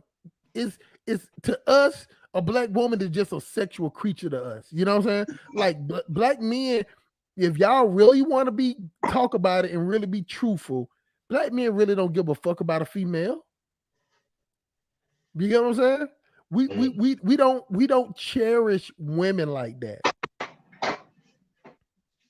You know what I'm saying? Unless she's doing what we tell her to do. Soon as a woman gets to not doing what you tell her to do you want her to stay or do you want her to go? So long as she's acting like your property, you good with her. Then you might be in a situation financially like you can't cut her off. But if you give black men, like, look, man, look, you can cut your losses. You ain't got to pay that much. She makes her own money. You can go about your business. Black men will take that deal. That's why a lot of black men now are not even signing up to be married. You know what I'm saying? They'll rather make a female a baby mama because you ain't got to sit up there and deal with a baby mama all the time. You got to do is just give her some money. But a wife is a whole different ball game. A husband is a whole different ball game. Yeah. So you can't really do that. But what you cooking over there, man? Man, I'm trying to make myself some what's it called again? Egg fried rice. It should be quicker, but you know me, I'm very, very slow in the kitchen. Yeah, that's why my whole attention is not really on the conversation, but I'm listening, I'm spectating, you know, and I'll comment once in a while. Hey man, egg fried rice. That's what it is. Egg fried rice. I can't cook nothing like that. But check it out though. See, you know, this is why we had this conversation why Americans are so big. See, Americans couldn't just eat that by itself. We would have to have like 2 or 3 meats with it, another starch, and some sweet. Like that's why we're so huge over here.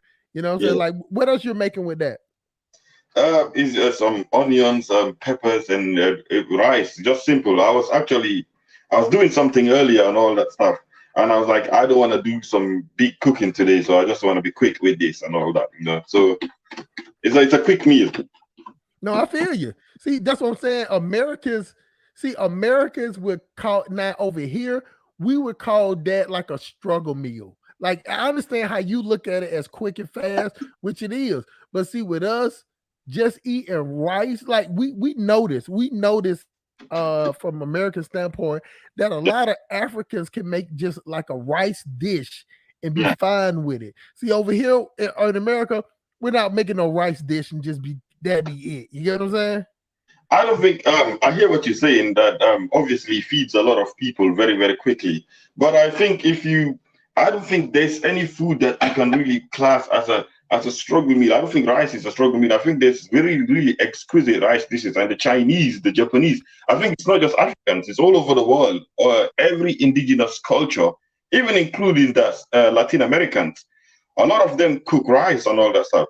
Potatoes is like many countries have rice, very, very luxurious rice dishes. Even the Arabs do and all that stuff. So everybody that's wealthy, most people around the world eat rice, and they have specific dishes for that.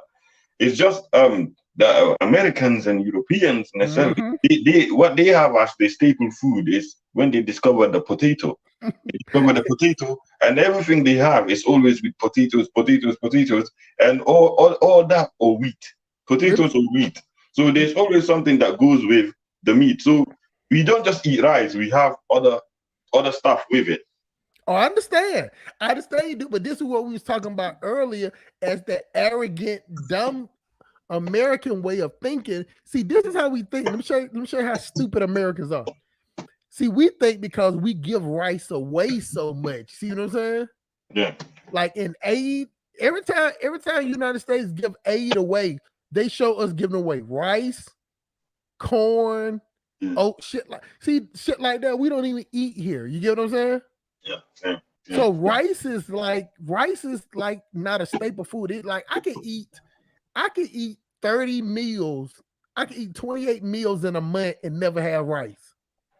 Yes, that's what it is. So, but for us, it's the reverse. So I think it's down to what is a staple food in your region. There's other parts of Africa that they don't actually eat rice at all. Like for instance, in Nigeria and Ghana, they have more like fufu, which is like cassava, maize, pounded yam. Yeah, yams, and Southern Africa, they have maize and all that stuff. But there's regions around the world where rice is prevalent and it grows very easily, and which is like from Sierra Leone all the way to Senegal, rice is good there, and other parts of the world, So it's just what's available to you and all that stuff. It's not a case of being poor and rich and all that stuff. I think one of the problems is we tend to believe everything that is done by Europeans is supposed to be better and supposed to be better class. You understand? And they come with a lot of science to justify that. They come with a lot of science to kind of make what you are doing to be the lower class thing, but it's not really the case. You know what I mean? Chinese people are rich, but they're still eating rice like they love it. Plain rice, Yeah, they eat plain sticky rice. I could not eat that shit for nothing, man. We got Unitas One in the building, man. Appreciate you coming on, man. If you want to jump on the channel, man, you're always welcome here, man. Y'all know what I promote on here, man. All I promote on here, man, is that we respect each other as men. And you know what I'm saying? We make a mistake with another brother. We be man enough to say we made a mistake. You know what I'm saying? We got to stop being as bullheaded and arrogant with each other, and we ain't got shit. You see, we ain't got shit. My man over here eating some goddamn egg rice. Over here, I'm eating some goddamn chicken masala. We ain't got shit. Can't be arguing about little petty stuff. Like we cannot keep finding a reason to be separate. Like it's almost like walking down a grocery aisle and you be like, you like ketchup? Man, I don't like ketchup, so we different. Now you got this. Now you got 10 people on this aisle that like ketchup and hate ketchup. They arguing. Now you go on the ice cream aisle. What you like? You like vanilla or you like chocolate? Man, I like vanilla. Man, I hate vanilla. Man, I like chocolate. Man, I hate chocolate. I hate you. Now we separated. That's how stupid we are. Yeah. That's how stupid we are as a people. Is because, and you know what? It's a retarded defection in our brain chip that let me know that we need to leave this bitch. We need to get the hell up out of the United States. I think that Africa need to come up with some boats, come back over here, load us back up, and like, hey niggas, come back over there. Of course, we'll be mad. I'm sure, just same way we was mad during slavery, but we assimilated. And I guarantee you, we'll assimilate if we go back to Africa too. Do you think that if Black American women went back into a different system, do you think they will still carry on or just Western women in general? Do you think they'll still carry on some of the things they have, some of the feminist movement, or maybe because feminism is not all bad, but the extreme side of feminism is quite what is bad. I don't know. Do you think they will carry some of these things with them, or would they just assimilate to the culture in Africa? The niggas assimilate. They'll assimilate if it's forced upon. So you got to force niggas. You know what I'm saying? Why not Africa say, oh, wait, is this stream only for men? Hell, no, it's not for men. You get what I'm saying? I see, you know what? why not Africa? If you're a female, that means you never hit you didn't hit a part when I was talking about men, how stupid men were. You get what I'm saying? See, sometimes women, or if you're a woman, or if you ain't a woman, it's just the way how it goes sometimes.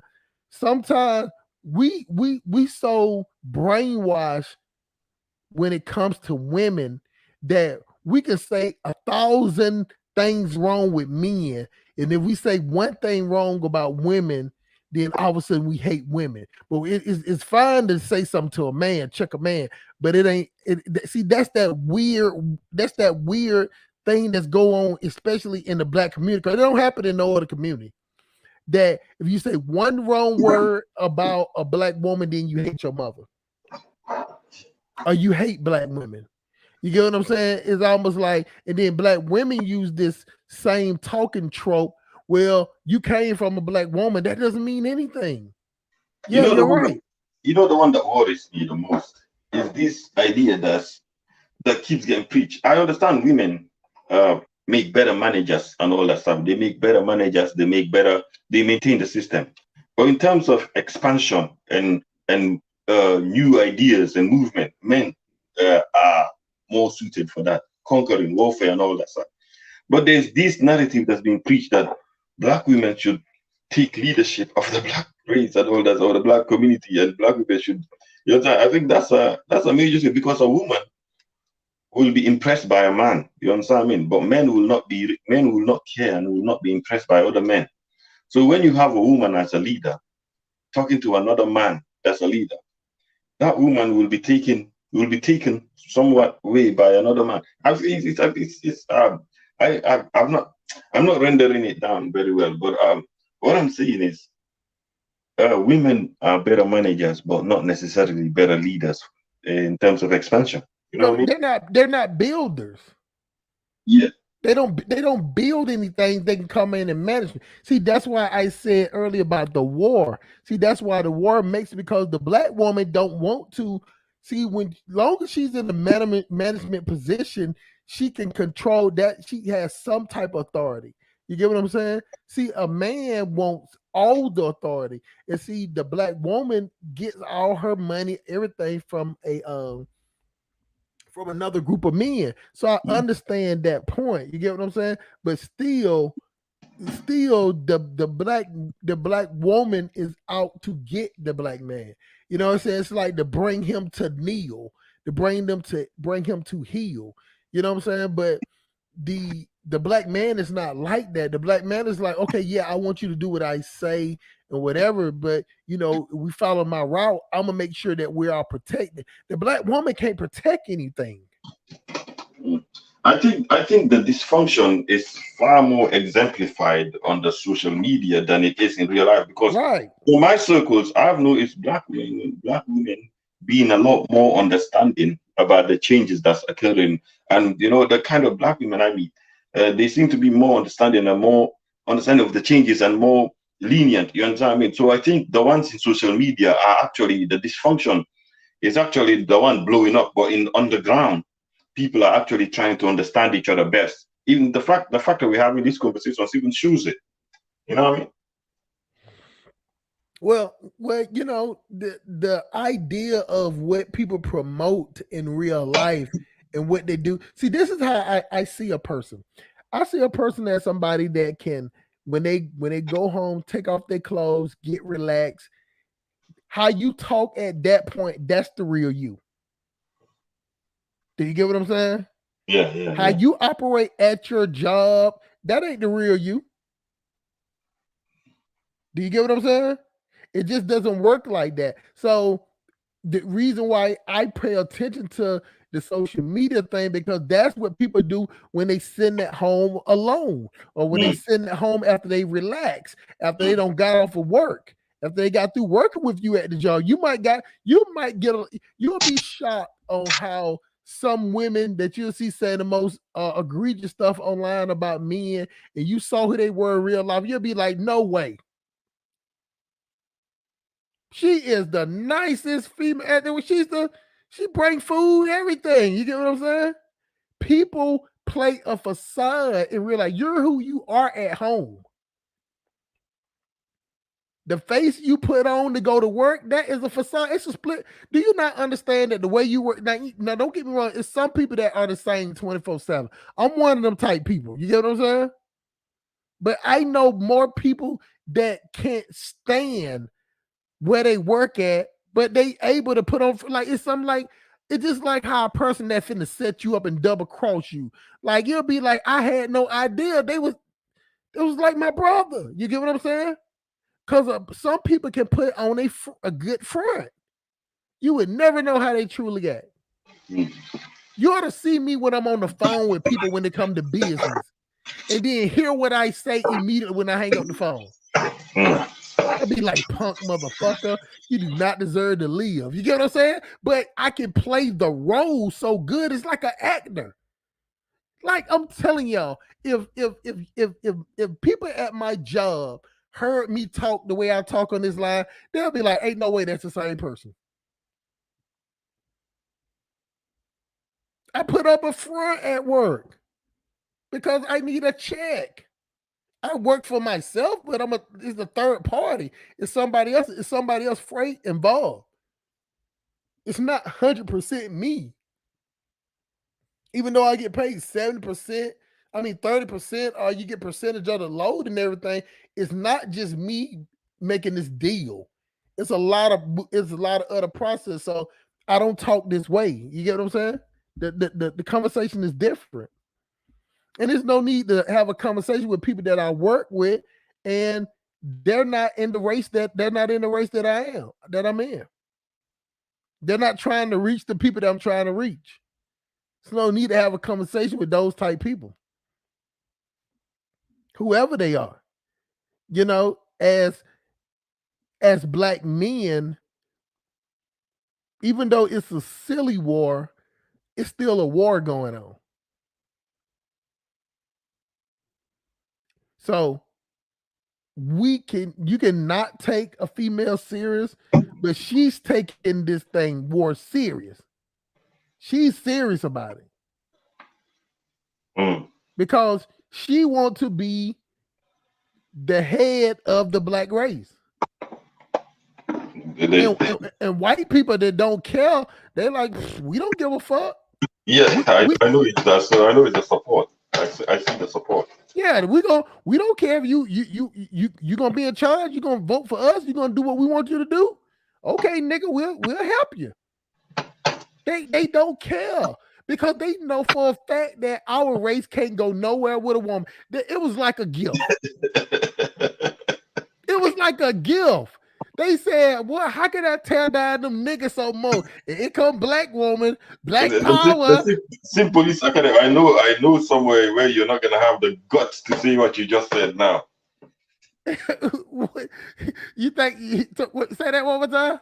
I know a place where you've been before, but you don't have the guts to say what you just said now. Oh, listen. As long as it's on the internet, I'll say it wherever I can say it. You know, I'll say it wherever I can. Now, it's this place in real life, I wouldn't say it. You know what I'm saying? Outside of it, because the perception, I understand that in a war, that I understand women run they run the propaganda machine, and they actually got help. They got help. Yeah. We ain't got no help. So I ain't dumb enough. I'm not a martyr for this shit either. You know what I'm saying? Hustle Smart ain't a martyr for nobody. But what I'm saying is right here is that you can hear and see why I'm saying what I'm saying and understand why I'm saying it. And it's it's more or less like take heed of the information. Like this is not information that you have to agree with, but this is information that you definitely need to take heed to, because only a fool don't know when he's at war. You get what I'm saying? Now you can sit up here and not pay attention to the mosquitoes in your house, or you can just put up a net and don't work, and you know what I'm saying, deal with it later, or let it or it don't bother you none. But to sit up there and discard those mosquitoes while you laying down sleep, you're going to wake up with a lot of lumps, and it's going to keep happening. and keep happening, to the point that it start annoying you, being annoyed. See, then black men, you're gonna start being annoyed by females. You're gonna be like, okay, well, I'm tired of her. You know, she just don't get it. I got to show her that she ain't leading nothing. And then at that point, then men gonna start being physical. Because that's what's gonna end up happening. Do you get what I'm saying? Like if it got real, it would start to get physical, and then it would make men look so. But see, this is what white supremacy know. It's a win-win when it comes to black men. You get what I'm saying? They get to put the black woman at the forefront, and if the black man do react to it and then end up beating or killing or abusing black women, then they still win. Yeah. That's what I'm saying. It was a gift. And they like, well, black women. Now, if the black men say anything against you, you make sure you promote that. Now, you make sure you put that all out there. You know, you get online and start talking about how y'all the least protected and all. They got all type of slogans. Don't rape us. Don't beat us. You know, you can't handle a strong black woman. You know, especially those feminine type of men, they like to push those conversations so much, you know, online. The feminine type of men. Mm-hmm. Feminine type of men. They like to push this kind of conversation. I mean, how can somebody like you, who's not even a man, you're probably a man in a woman's body, you're a woman in a man's body, tell black men how to be men?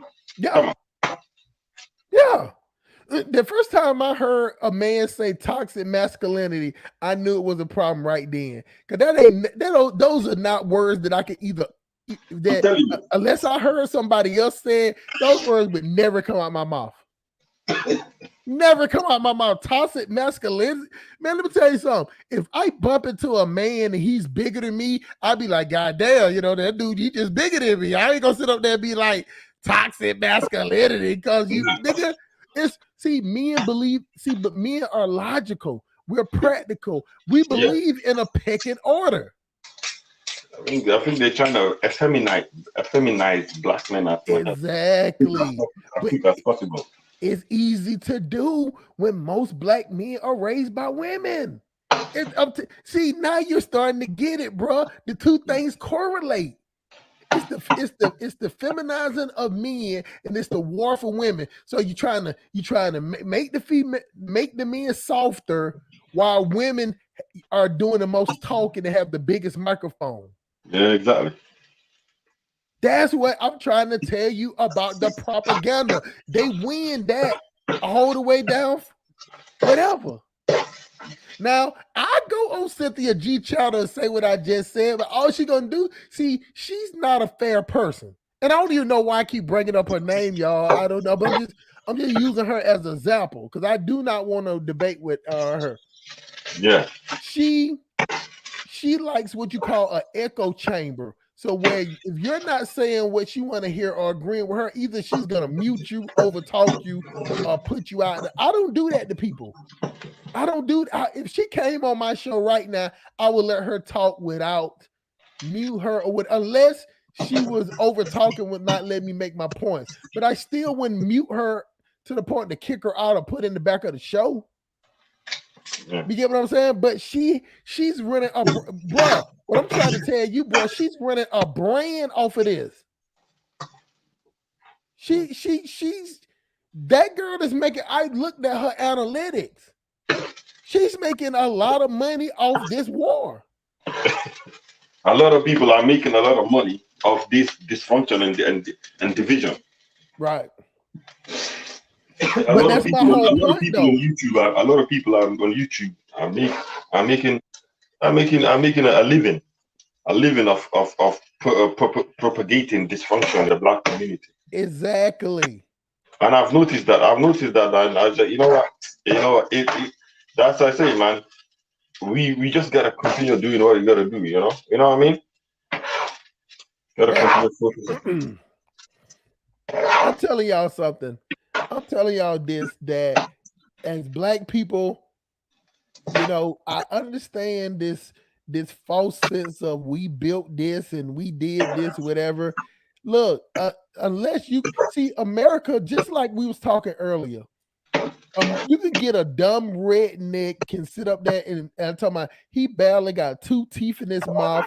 He barely passed the 4th grade, but he knows that he can go join the military and drop bombs and missiles and kill people, even though he the dumbest thing on earth. You know what I'm saying? That's why people think that America, when it comes to sheer power, America is number 1. Now, when I say power, that means when I mean military power. See, we know we're not number 1 for us being intellectuals. I think we number 8. I think we number 18. I think you get what I'm saying. But what we do good is that Americans know how to give a fake smile, even though all these countries that America has gotten over on still be talking about doing like, how can anybody trust America with all the fucked up shit we did? You know why? Because our military, we have military to give, and we have a lot of money to give. And we don't mind doing that. See, that's what makes different from places like China. See, when China gives a country money, it got stipulations on it. Like they come over there and build. America just be like, look, I'm gonna give you these 2 or 3 billions in aid. You just owe us a favor. See, America is more strategic with their messages. See, they might come out and say, you know what? We gave you $3 billion for nothing. So we're gonna make this statement on the news that America is the greatest country on earth, and you just don't respond to it. You just don't respond to it. It's just $3 billion for you not to respond. You don't even say a word. Like, think about it. That's the type of pull in manipulation type games that America play with other countries. You get what I'm saying? So you got a country, you from the Gambia, right? So say for instance, I just gave Gambia $3 billion, and I'll be like, well, you know what? I went over there to Gambia, and I'm back in the United States, and I'm like, America is number 1. And then I'm telling you, well, and they come to you in Gambia and say, hey man, do you see that disrespect you just left out up, but you just got $3 billion for nothing? What you gonna say? You ain't gonna say nothing, because that's what I told you to say is nothing. For $3 billion. And if you are a country that need $3 billion, shit, you'll take $3 billion anytime just not to say nothing.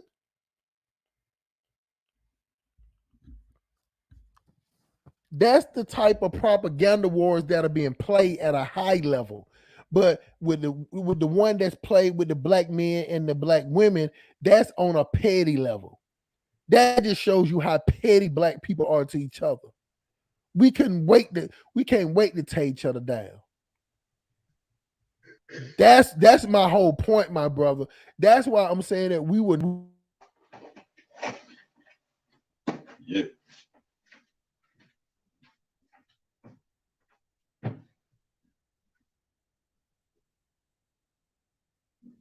Okay, my fault. My plug was muted my damn self.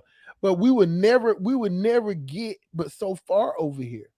Like everybody else knows that our time is up. And like we would never hold power again. Nowhere in my future, anybody else that's living right now, we would not hold no power. Like the Europeans and Americans and everybody else, they got the clamp around. Like, black people don't even understand that it's a worldwide clamp around all black people necks. They only let black people get so far. That's it. Even worldwide. Even with a country like Nigeria being a superpower, it's only a superpower as far as minerals. You get what I'm saying?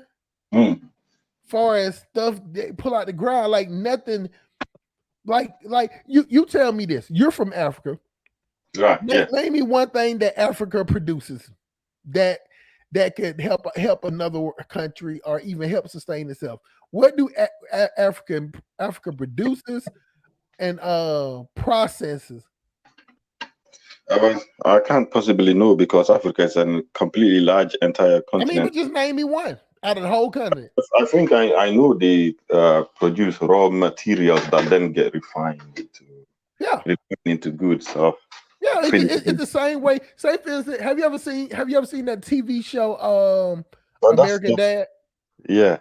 It's an episode where the alien he poops solid gold and diamonds. Have you ever seen that episode?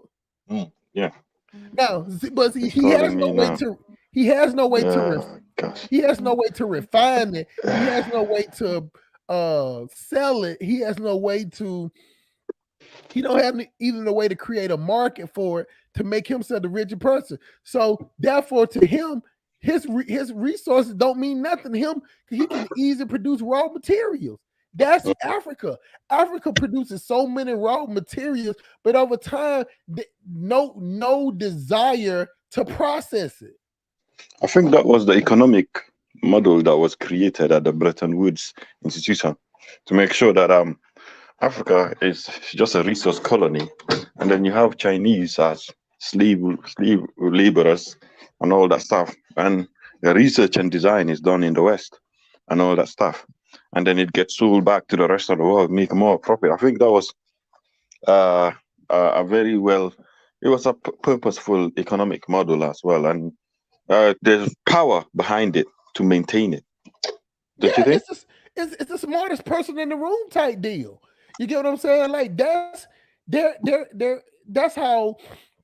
See, when I mean when say black people are supremacists, that means that black people want to run the show. See, white people have no problem with letting you in on the deal, long as they have they get all of the credit. You see what I'm saying?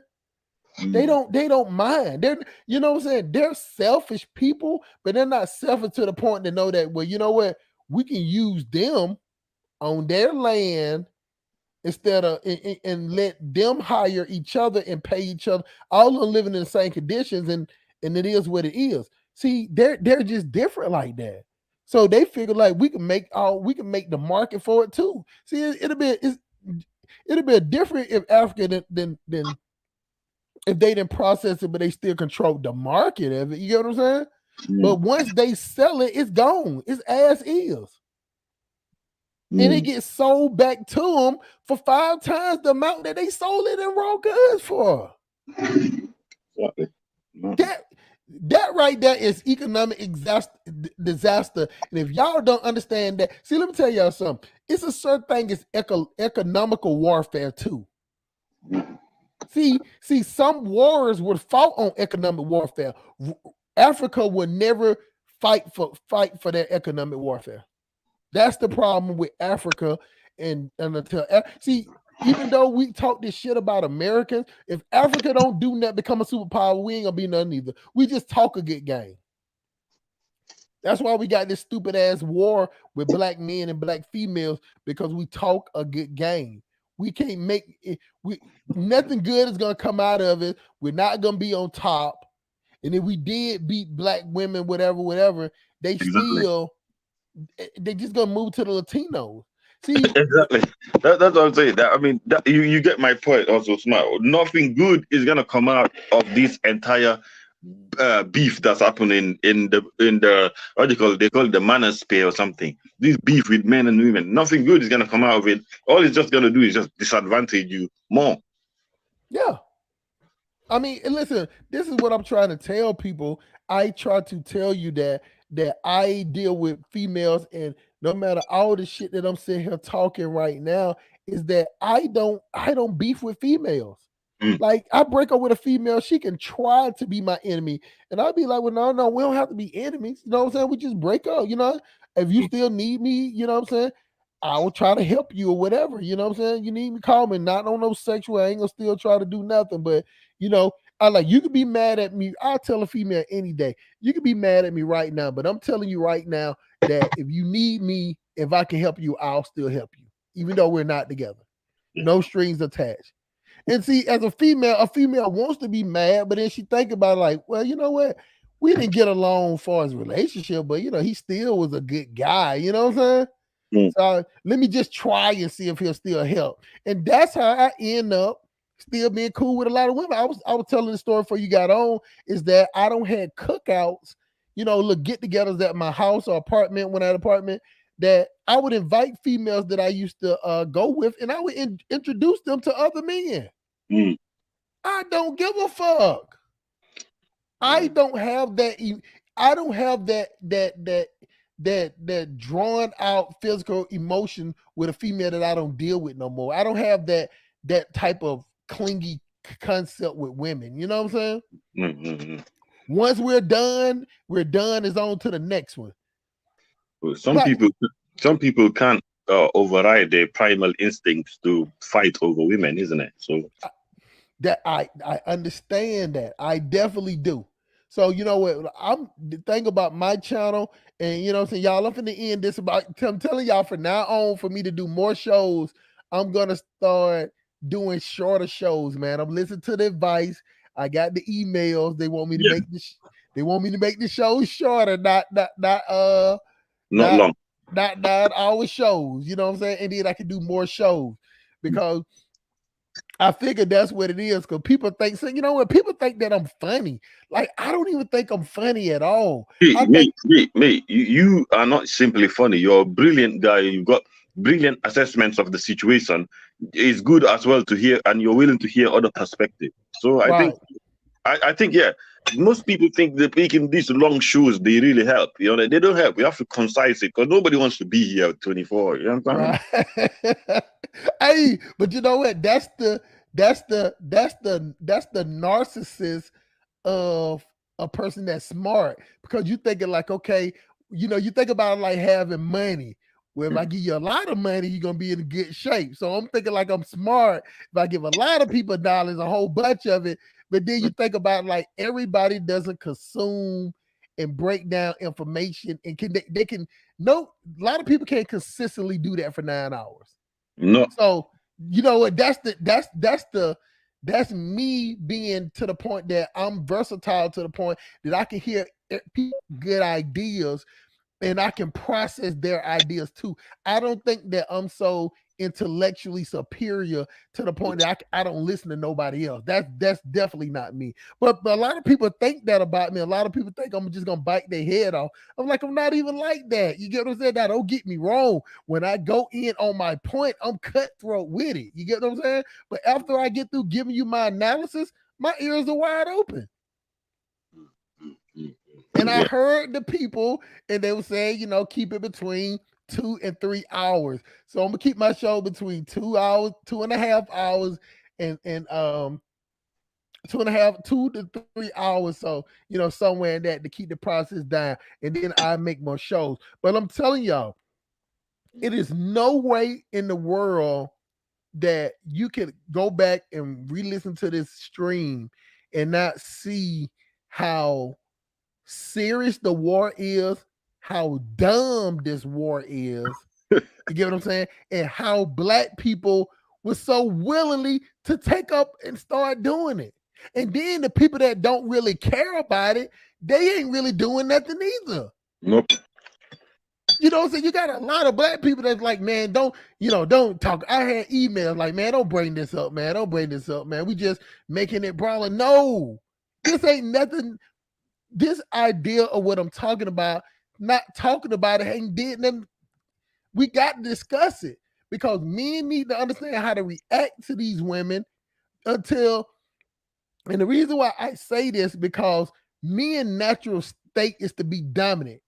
And if you start seeing a woman that's dominant around you, even though you might be a weak, trick, suck ass, dick in the booty, hoe ass, slum ass, bitch ass, suck ass nigga, still you still gotta make something in you that's gonna make you one day snap on that bitch. You're the type of dude that end up snapping on her. Cause that means that she's gonna do something one day that you're gonna be like, well, god damn now, bitch, I'm still bigger than you. I can beat your ass, don't let your mouth get you killed.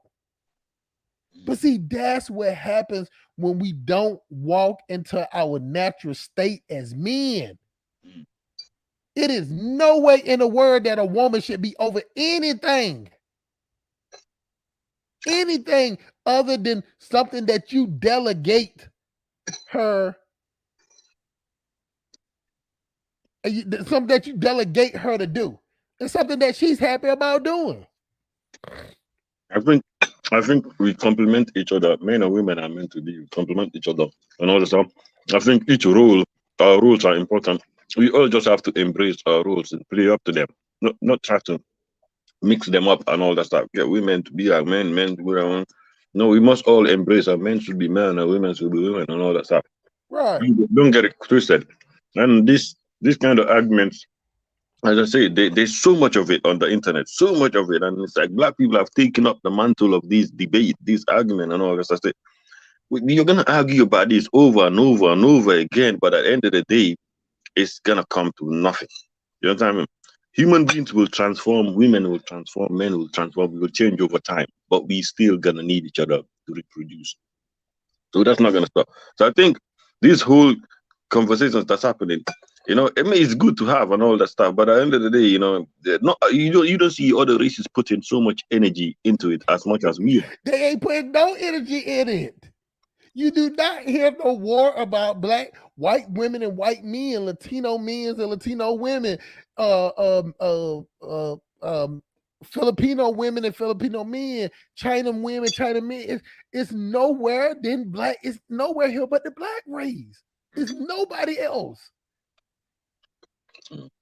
Now, you said something earlier about giving women something to respect. You shouldn't have to give a woman nothing to respect. She should respect the man regardless, because in the Chinese community, in the Latino community, I don't give a damn if that man's out there sweeping up trash on the road. Them women do not disrespect their men because they work doing minimum work. And remember, saying so one thing about Latinos in the United States, they do all the bullshit work.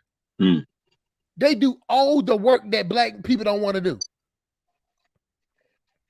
If you go out there and see people cleaning up the interstates, the roads, it's not black people, it's Latinos. How is it over there in UK where you from, where you got the people that come out on the weekend and do y'all have people that come out there and pick up trash on the interstates? Yeah, we do have a lot of them. They are Eastern Europeans, but I don't think you can compare America with, because obviously we don't have that much of a sizable black population, and we're not really the biggest majority. So, but you do have, like how black Americans are in America, English people, like ordinary white English people, they don't want to do those jobs. So you have Eastern Europeans that come and do those jobs. People from poorer countries come and do those jobs. You understand? So I think it's a state when you have nowhere else to go. This is your home. You feel it's your home and all that stuff. So there's nothing, sometimes you don't have that immigrant mentality where you just knuckle down and do what you got to do to survive, because you feel it's your country and all that stuff. So black Americans are very well accustomed in America, and it's no fault of their own. Yes, hold on. The word ain't accustomed. We have assimilated. It ain't no type of custom. We have assimilated. They have beat us down to submission. Now, don't get me wrong. Guess a lot of us, we living good. But they have beat us down in submission. And then they're like, you know what? I used to always listen to somebody always talking about puppet masters. That we are like puppets. That's how much they don't beat us down to the point that they can just wake us up and be like, you know what? We got something else y'all niggas can fight about. We got something else y'all can argue about. And then they just cut the strings on the puppets and we just do whatever they put in front of us. Exactly. It's just so fucked up, man. Just so fucked up. I'm so tired of this debate, even online. There's so much of it. It's the most popular debate happening on all the conversations. Mm-hmm. People are not even talking about how they can us individually improve, like talk about philosophy or something. People are talking about man versus women. And as you say, what else are they gonna bring for us to argue about? What else are they gonna come on? They are on code and we don't even see it.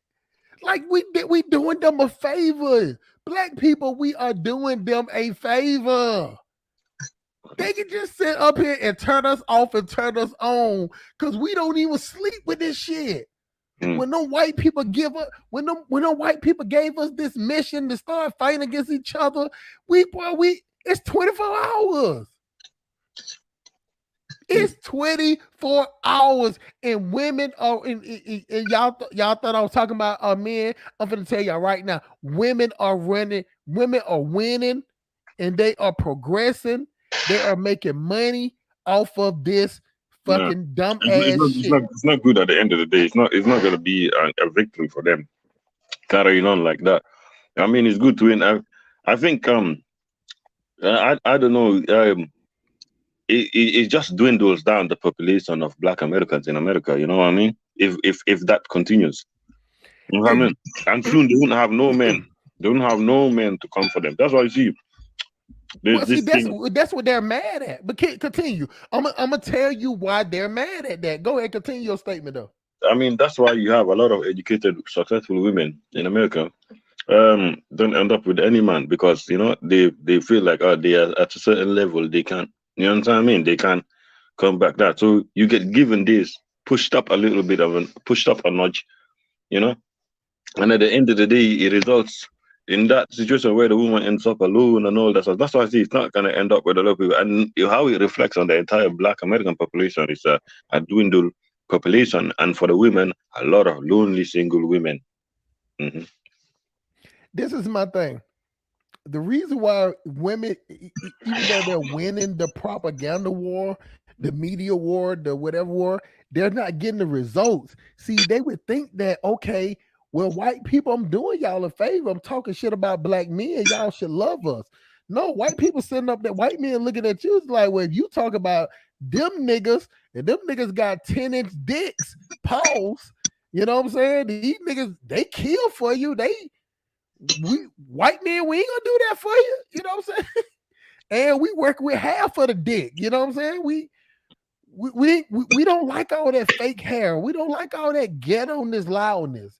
You know what I'm saying? We just like to fuck y'all. It's yeah. For white dudes with Black women, it's mostly an exotic thing. Now, I'm not talking about the Black people and white people that really have a connection. You get what I'm saying? But I think it's the same thing for Black dudes as well. It's more like an exotic thing. I think people like difference sometimes, isn't it? So it's not just white dudes that find Black women. I think it's around the same thing. No. Hold on. Let me hit the last point. This is why. What I'm saying is that usually when you catch a Black man like that, see, you can change a Black man. Like you give him enough money, whatever, he'll assimilate. He'll start talking about escargot. You know what I'm saying? Italian wine. You give him enough money, a Black man will assimilate too. You get what I'm saying? But see, the difference between the Black woman is the only flaw in the Black woman's computer chip is that you cannot tell her that she's wrong. Now you think about it like this: if you had to bet your life on your life, right? The life of you, the life of your family, and you say, I got these two people right here, a Black man and a Black woman. I'm gonna tell the Black woman the exact same thing. I'm gonna tell the Black man. I'm gonna tell both of them how they're wrong, and I'm gonna tell both of them the only thing I'm gonna put in with that this is why you're wrong and this is why you're wrong. And I got to bet my money on one of them who's gonna take accountability, the Black man or the Black woman. This is your life on the line, my brother. Do you get what I'm saying? So where have you encountered? Where have you encountered these type of women in your personal life, Hustle? That don't take accountability? These kind of women that talk about it, where have you encountered in your personal life? Almost every woman in my family talks about it. Every woman at work with me talk about it.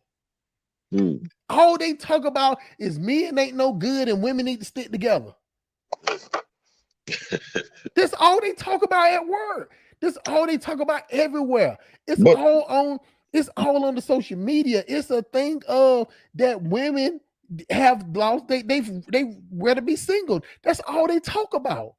But I actually somewhat appreciate the ability to come together as well. I appreciate, because I was talking to my friend the other day. I say, you know what, man, Black women, in terms of collective action, Black women seem to be better at coming together sitting together and getting along and doing a project and working together in terms of collective action. Black women tend to be doing better than that. Right. Black men they don't like to work together. They like to be individual. They don't, I've seen it. Like black women say, we gotta have black women's group, we gotta have black women's this.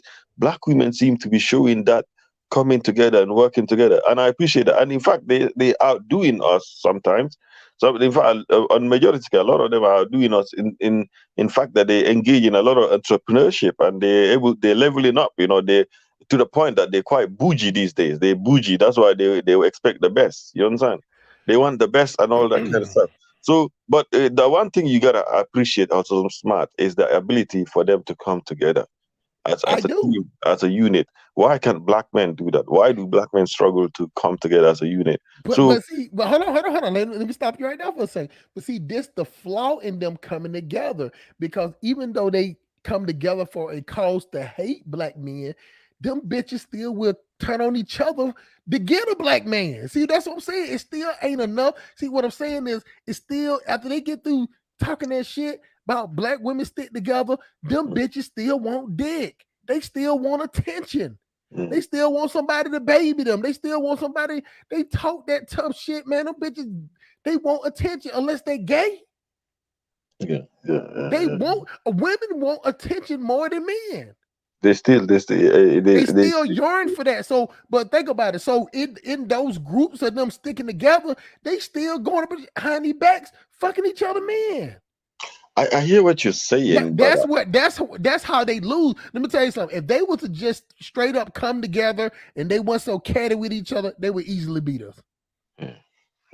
That's the thing that black men have over black women. You know what I'm saying? Like a black man will not saying that he won't bang a girl up, but a black man would think like, boy, if I get caught, this nigga might kill me or whatever. See, it's like it's more of a threat. Like women don't give a damn. They fight. Have you ever seen two women fight?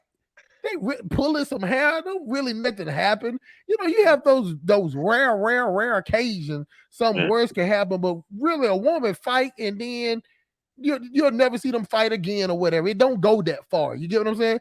They don't get the same repercussions of backstabbing another female that a man get for backstabbing another man. No. So they don't. So that's what I'm saying. That's that mental breakdown in the midst of they don't even see that if they weren't so catty when it comes to being dick crazy, they would win.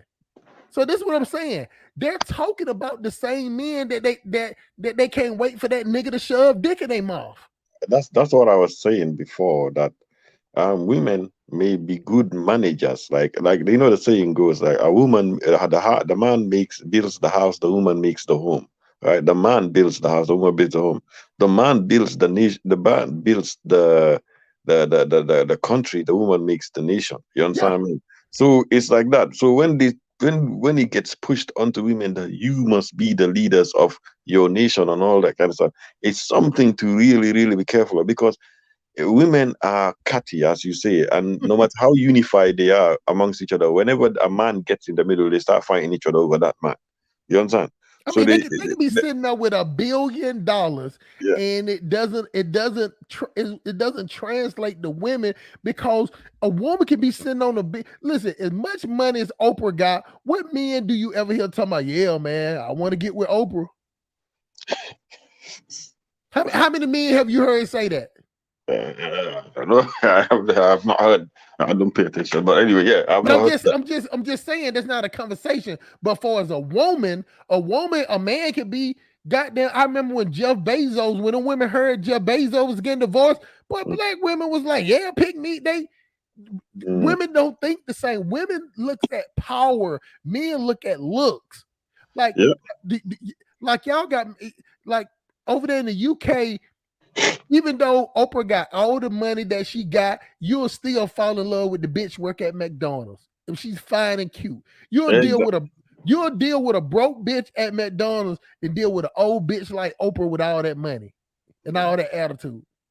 Yeah, exactly. That's what I'm saying. Like, women are attracted to power, and in this dynamic and this relationship, who best exemplifies power and masculinity? Masculinity is more powerful than femininity. Nature, exactly. nature shows it as well. So when you have women as the leaders of your community, it's easy for them to be natural. it's easy for them to be impressed upon by other men from other races. Yep. You know what I mean? So, for instance, if black men in America have been effeminized, white men will look like they are the masculine kind of situation, all that stuff. And then in that situation, what she got to do? Why she's got to listen to you? Yep. You understand? Yep. But see, hold on. See, you just said something earlier. See, this is why that we have this whole conversation about being uppity Negroes. See, we just uppity Negroes. Same way we're like uppity humans. You know what I'm saying? We think that we're some different from the caveman. So, like the caveman would run out there, kill the cow, split it, cook it, separate, eat it, still smell on it, whatever. You know, so he's a Neanderthal. You know what I'm saying? But you get us, we go, somebody else cut the cow, we get it, wash it, put some seasoning on it, put it in the oven, go wash our clothes, wash our hands, take a shower, and we eat it with a fork and spoon at a table. We're eating the same fucking animal, people. Our mind frame has gotten a little uppity. The caveman ate it with his hands. He didn't have no refrigeration. We're able to prance to the refrigerator and get the same meat. We're not eating no different meat than they was eating. Yeah. What do you think of the thing where they push in for more effeminate type of arguments? When you watch in fashion, for instance, and all that stuff, how they make black men wear like very feminine kind of stuff, and then they get, they push in more gay and all that kind of stuff, What do you think? That's just another way to attack, isn't it? I tried to explain to you that black men will assimilate if you give them enough money. Yeah. See, this is how a black man thinks. Well, you know what? Shit. I ain't got to sleep with nobody. Ain't nobody trying to fuck me. Pause. You know what I'm saying? They just want me to put on this dress and they pay me $100,000. Shit, you know what I have to do for $100,000? And then I could be gangster tomorrow. I ain't gonna be gangster later on in the day. They just want me to do this for their picture, and they paying me $100,000. That's how black men operate. That's how stupid we are. The same type of decisions that he's making by putting on the dress is the same type of decision 400 years ago when black people agreed to help the slave masters out. When they agreed to become slavers. It's the same. They're making the same rational decision making. You get what I'm saying? They're thinking about themselves. Like I said before, black people, we are selfish. Now, don't get me wrong. We're emotional, but we are selfish as fuck. I think like one thing I said before, right? Our societies, although we operate on a collective basis because out of a needs basis in African society. We operate in a collective way out of a needs basis, but really and truly, our natural inclination is to be individual. And you can see it in the thousands of tribes in Africa, how they all split. Of course, those tribes that come from bigger tribes, and they kept splitting and diverging because people wanted to be individual. Like one person will be part of a group and a tribe, or one elder, and then he doesn't get along with someone, and he says, you know what, I'm going to take my clan and go away with them. So that creates another tribe. So we kept diverging. So our natural inclination is to be very individualistic. We're only collective out of a needs basis. But man, by that definition alone, we are doomed in this 21st century. Nothing. Listen, what I'm saying. Hold on. What I'm saying is that when I say doom, I don't mean that we're all gonna be dead. When I say doom, when nobody in your group has real power, your power cell is off. You exist. It's like having a light on in the bathroom that you don't turn on. It's there. You use it when you need to use it, but what do you do when you get through using it? I don't think I hear what you're saying. I don't think we are necessarily doomed. Just because we are one way doesn't mean we human beings cannot change and cannot adapt. We can change and adapt, and we can transcend how we naturally evolved in our native environment. We can transcend how we naturally evolved. How long you think? How long you think a change like that would happen? I think he fell off. I think that was his we could change internet that just popped off. You know what I'm saying? He fell off. Also smart. Now you back now. You back now. You fell Yeah, off. I fell for it. All I'm saying, we can naturally transcend how we naturally develop in our own native environments and to be individual, because we're dealing cause challenges and competition forces people to change. You You know think what I mean? you think it's something you think we can naturally evolve from this? I think the challenges and competition. I don't know what I don't know what we will evolve to and all that stuff, but it's gonna cause us to evolve some type of way. Okay. But what we will evolve to, I don't know. But okay, another hold thing, on, hold on, hold on. Let me add another question to that. Okay, how long you think it would take for us to do that? Just. I know you don't know for a fact, but just throw out a number. I mean, we did evolve away from um our collective mindset in it and Right. into what we are today. It took a whole lot of time and all that Hold on, stuff. hold on, come on. We can't be vague now. We got people out here that's real. We got people that are not as smart as me and you. You get what I'm saying? Mm. I know a lot of people come on my show because they like the way how I break things down. You know what I'm saying? So I like to give real numbers because I got a number how long I think it's gonna take. I want to see if you have a number. How long you think it'll take? I don't go necessarily by numbers of how. It's just I go by reading the signs and the time and the amount of pressure that comes. The more pressure there is, the more people are forced to change to meet that. You understand? So the more pressure gets increased on us, the more we will change. And I think we're not necessarily doomed. I think, as you said before, as long as Africa is the way it is, as that, black people have no power base, black Americans have no power base. And Africa is on the trajectory of changing in the fact that it will be developed. And the majority of people in that continent will be black and all that stuff. So once Africa is developed, it's going to be these huge marketplace that will be worth securing, and it will have a huge place to say in the world. You know what I mean? In fact, Africa could cut off the rest of the world and just focus and create its own United Nation. You know, you can cut off the rest and create its own United Nation. If the plan of this economic development succeeds, you know what I mean? Africa could do that. And when Africa rises like that, black people will start to see themselves winning in the world. And black Americans might not even want to be there. So you have choice. You know what I'm saying? So we're not entirely doomed. The problem is in Africa, which is worse than the United States, it's way more dumb, docile niggas in Africa than it is in the United States. It's more black people in Africa that's docile, that has no fight in their system. You know what I'm saying? That they just been living like they've been living for so long that they're used to it. You get what I'm saying? Like in America, a person's not gonna get used to not having, like, people that's broken don't have nothing to eat unless they got something mentally wrong with it. The one thing I can give America credit for, it teaches you to go take what you want. See, we have this thing over here where we take what we want here.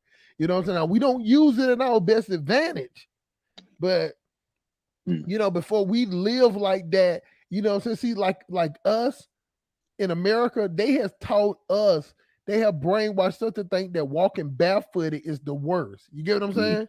Mm-hmm. So like, to see African people still to this day walking around in unpaved roads or whatever with barefooted or just a living condition. See, we couldn't understand. I used to do that.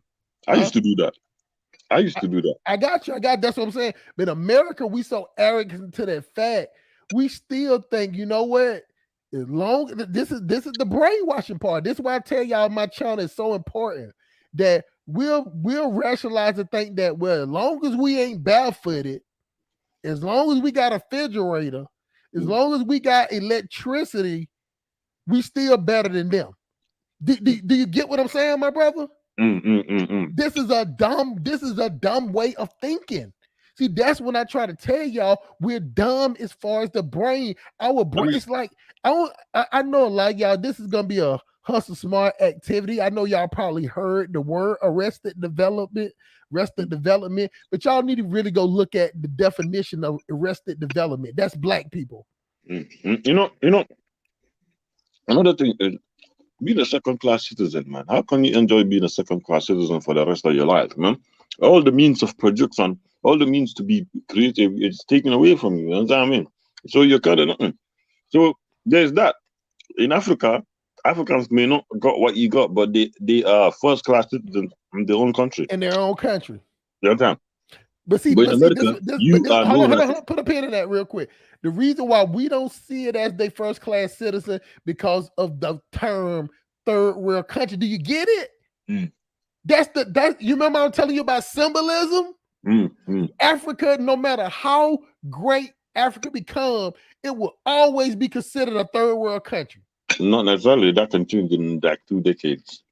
That can change in 2 decades. If it ain't changed in the last 100 years, you're right. Now this is the point where I tell you I can't refute a fact. It's a chance that it could happen in 2 years. By that logic, it can happen in 2 years. Anything can happen, but we talking about the probabilities. You get what I'm saying? Like what I'm saying is Africa doesn't even have the electrical grid to be a first world country. It can be, the infrastructure can be upgraded, the roads, the sewers, the buildings can be upgraded. But one thing that Africa lacks is, see, this is what I study as far as transportation. Africa does not have the electrical grid to be a first world country. You get what I'm saying? They just don't have it because Africa does not utilize its dams. You know, the dams that the real dams that Africa need to become a superpower like America did. It took America 50 years to build them. It takes 50 years for the concrete to dry. Even in today's time, it will take that long. So it cannot be a superpower. What it can be. Did you see the dam that the Chinese helped? I understand that. That's one dam. Did you see how quickly that was done and all that? Yeah, but that's not that dam would not even be compared to the dams like what United States used to power the whole United States. Those are dams that can power, a lot of people. Apparently that dam can actually supply power to other countries like neighboring countries like Egypt and Sudan. I guess the Egyptians just don't like it because it disturbs the flow of the Nile for them as well. I'm just saying. I'm with you. But see, I'm with you. But it's so many what ifs.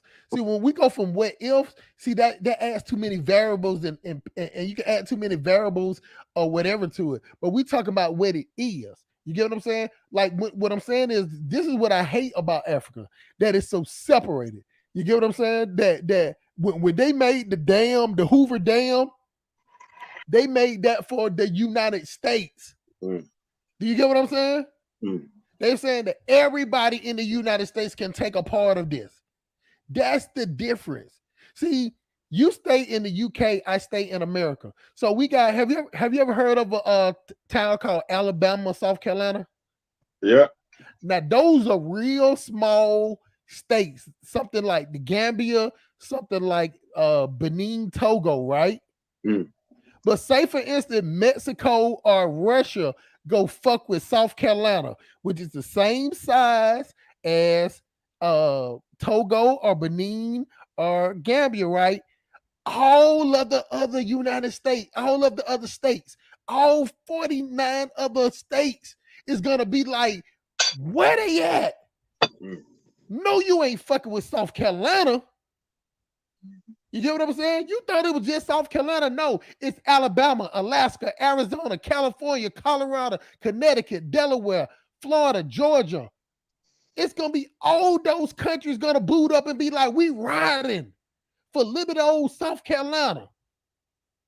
Do you get my point? Africa, if something happened to Togo, Goddamn, Madagascar don't give a fuck. I think we all have to have the same interest and the same something of value to protect. You know what I mean? And I'm with you. And that's what this market environment will be something if it. I know you don't like saying what if it works, if or something, but this market environment that they kickstarted, if it succeeds, that will bring a lot of value, and people say, you know what, we got something good here, and we want to maintain and protect it and make it exclusive and be the ones to benefit from it. So when you have something of value, you want to protect it. So it's good that they kickstarted this project. It's just to see how it goes, and the project doesn't just the project welcomes all investors, anybody that has money, because the infrastructure has got to be there, like you said. And if African people themselves don't got the infrastructure, other foreigners got the money to come and they can make money. So all okay, as long as you build the infrastructure, right? It doesn't matter who else, everybody that a lot of people are gonna come there, but as long as you have the entity and the entity is making the most money, like you see how the United States is. They'll give you this feeling. A lot of European countries have given away the military sovereignty. They've given it away and they've left it to the United States to be the main military for the West. You know what I mean?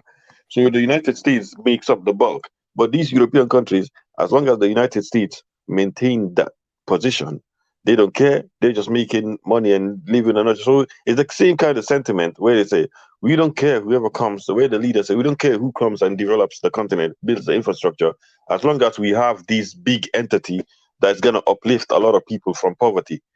Do you get it? I get it. So, so in a way, Africa's development is kind of inevitable.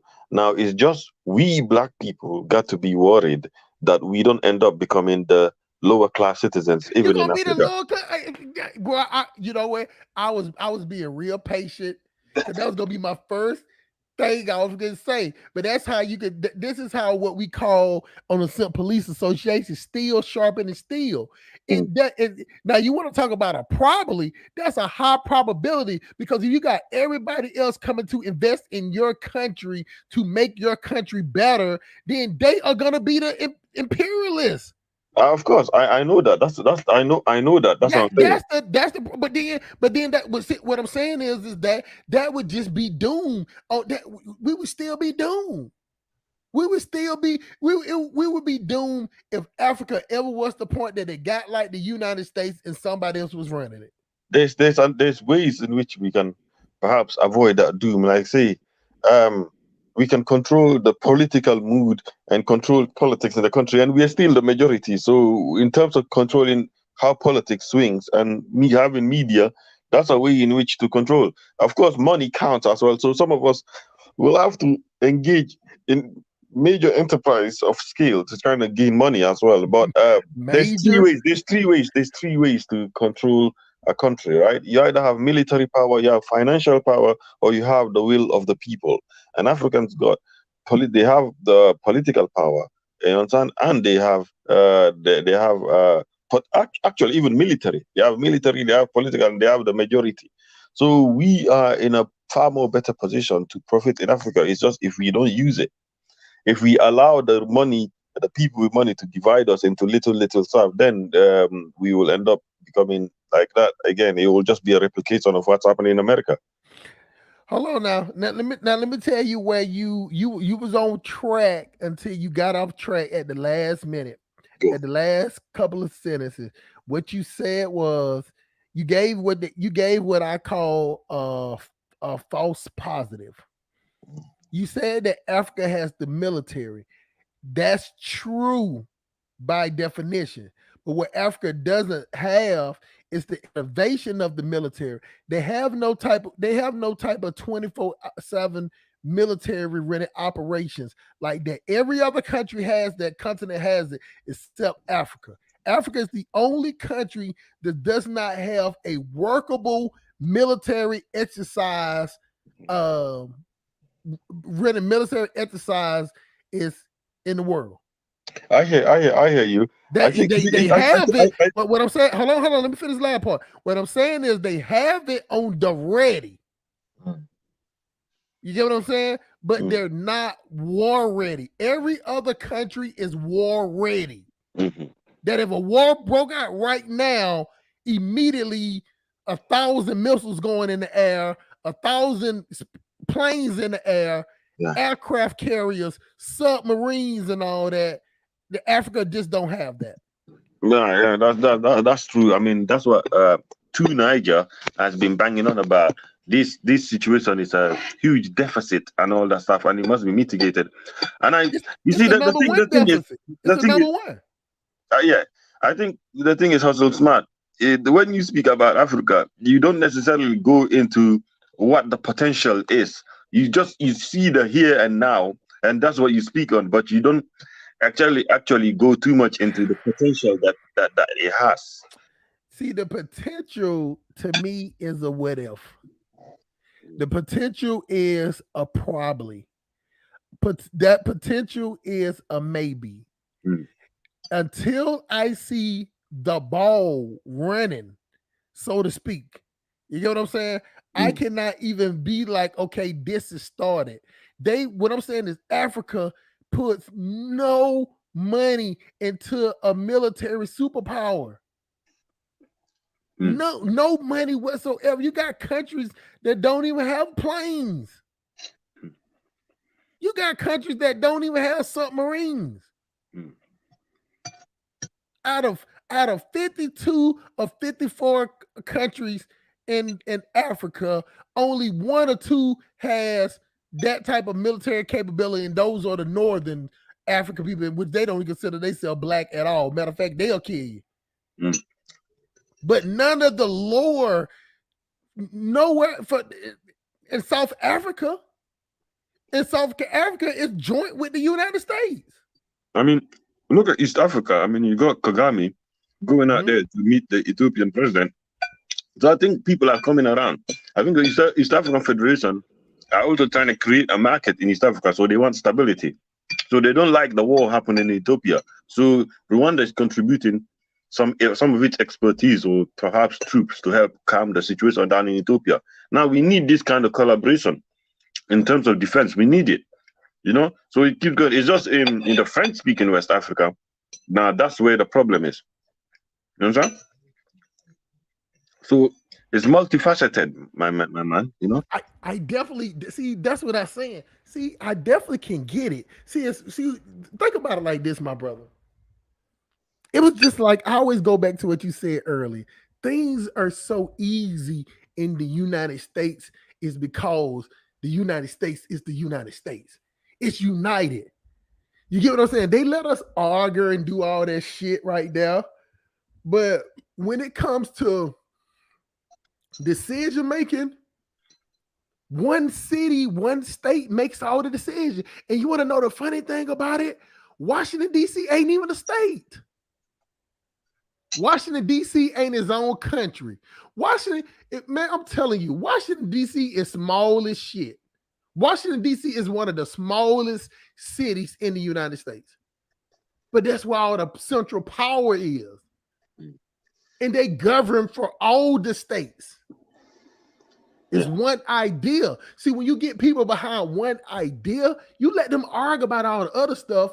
But when you start talking about America first, even the people that were just fighting, like, hold on now. You saying America first. Now somebody, I know we don't like each other, but they talk about America first. So who fucking with America? See, that's what I'm saying. See, like we have this arrogant way of being over here that the only people that can fuck up America is us. You get what I'm saying?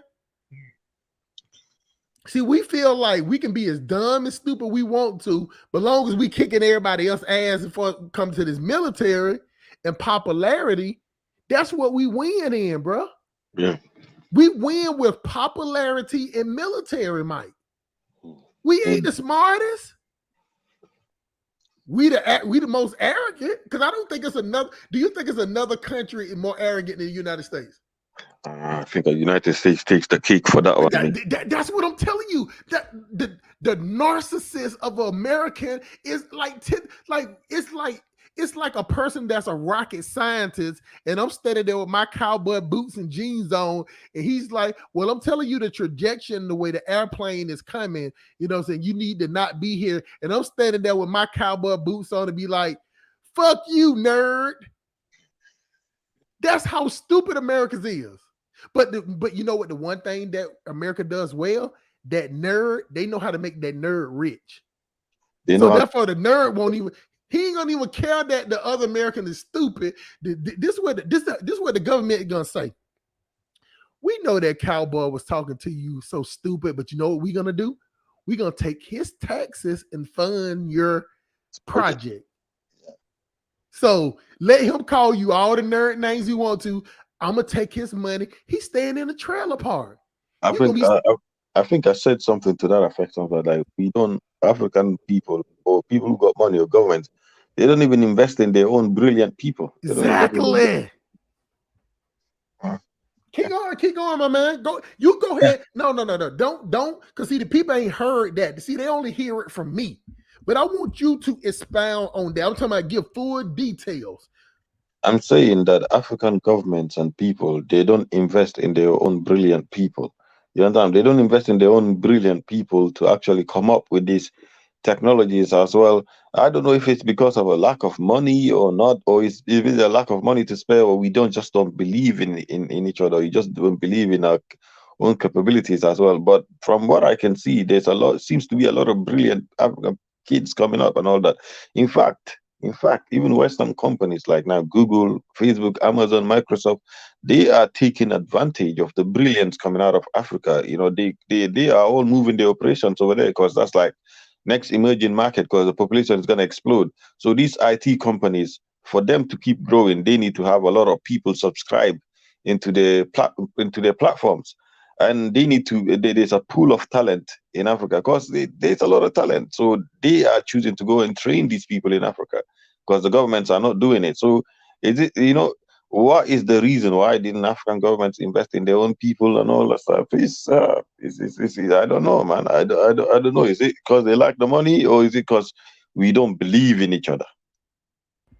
It's because you lack the infrastructure. See, even if you train those people, the thing about America is that once they train you to be a doctor, like these African, because my doctor is from Nigeria, you know what I'm saying? And he'll tell you quick, I ain't going, he said, I go back and I'll be glad when I'm leaving. Because he says that him being a doctor doesn't mean nothing when he go back home. Only thing it means to people in Africa is that he finna bring some money with him. This is what he told me. I was actually surprised that how much doctors make money over in the US, how important they are. Because in Africa, the doctors are important, but everybody looks at them maybe just a little bit above teachers, but they were not all that mega rich like it is in the United States. Because of the technology. See, we got so many life-saving technology machines that all you got to do is just have a smart person. Like they got these things now, like put it this way. In America, they got this operation where my sister got done to where the doctor, it was by a computer. The machine did all the work. It cut. The robot went inside, did everything. The doctor just had to move like a joystick. Yeah, that's automation. That's the innovation. That's what I'm telling you. We cannot innovate ourselves. So you get a doctor, say for instance, that an African doctor comes over here. He's like, yeah, man, I'm gonna go over there and help my village at the cocoa, wherever place in Africa. But then he comes to this place, we'd be like, you know what? You just move this joystick around right here. And you only have to do maybe 4 patients a month, and we gonna give you $300,000-$400,000. What the? He don't give a fuck about. You know what he gonna do? He gonna send some money back to the village. Might buy some, few things, take care of a couple of people. But over here in the United States, the doctor is almost the doctor here is more important than the president. Mm-hmm. The doctor in the United States is almost looked at as a god. Yeah. I think it's due to America's situation of not having a free healthcare and the patenting and all that kind of stuff. So healthcare is very, very expensive in America, So hence why doctors make a whole lot of money, man. The medical industry is not easily widely available in the United States. Over here, People complain about the NHS and all that kind of stuff, but people have, yeah, you can walk into doctors, get yourself checked up and all that stuff. You pay it in your taxes, you pay it in taxes and all that stuff, but at least you still got medical health care when something happens to you, you know. I've not had to need it much as well, but whenever something's wrong, I always had it available for me. They, you know, so doctors still make a good money, but just in America, it's just crazy, bro. Oh, they stupid rich. My doctor makes 6 times as much as I make. I think he said he make over like $1 million. That's how much money he deals with 3 different places. He works out of his major place. Man, he gets paid. I tell you, when I go to him just for a normal checkup, he might be in the room with me for 15 minutes. And I look at my bill. How much does a cybersecurity engineer make? Cybersecurity? Yeah. Oh my, working for somebody else, I think they start them off with like 100 or 150,000. But United then if you States, 90 to 150,000, but if you build your own private practice, man, them guys making $300,000-$400,000 a year. Let me tell you something. Security and customer service is so big in the United States where they pay hackers to come in and try to break their product. Like they pay you. Yeah. Like, so imagine they say, hey man, I heard you're a good bank robber. I'm gonna pay you to try to keep breaking into this bank. That's how they are about. That's how it is about customer service. See, that's another thing that African people from Africa, when they come to the United States, they see that the customer service that you get here, customer service here is off the chain. You know what I'm saying? It's called penetration testing. Penetration testing. They pay you to do that. Your penetration tester. I get you. Yeah. I'm saying these are the things that, like he told me, he wanted to go back to Africa, but he said that the money, the prestige, he was even telling me about how when he tell people he's a doctor, he get free meals. Like it comes like it being a doctor in the United States is highly respected. Like you could be somewhere, somebody finna get ready to whoop your ass, and you tell them you're a doctor, they'll be like, "No, man, I ain't finna do that to him, man. That guy might be working on one of my family members." Because we think the doctor. Because see, America is so. One thing about it, America is so bloody because of the war instance that we have. You get what I'm saying? Like we're real violent. We're real violent with each other. Like that's one thing I notice about African people. They're not as naturally everyday violent like we are in the United States. You get what I'm saying?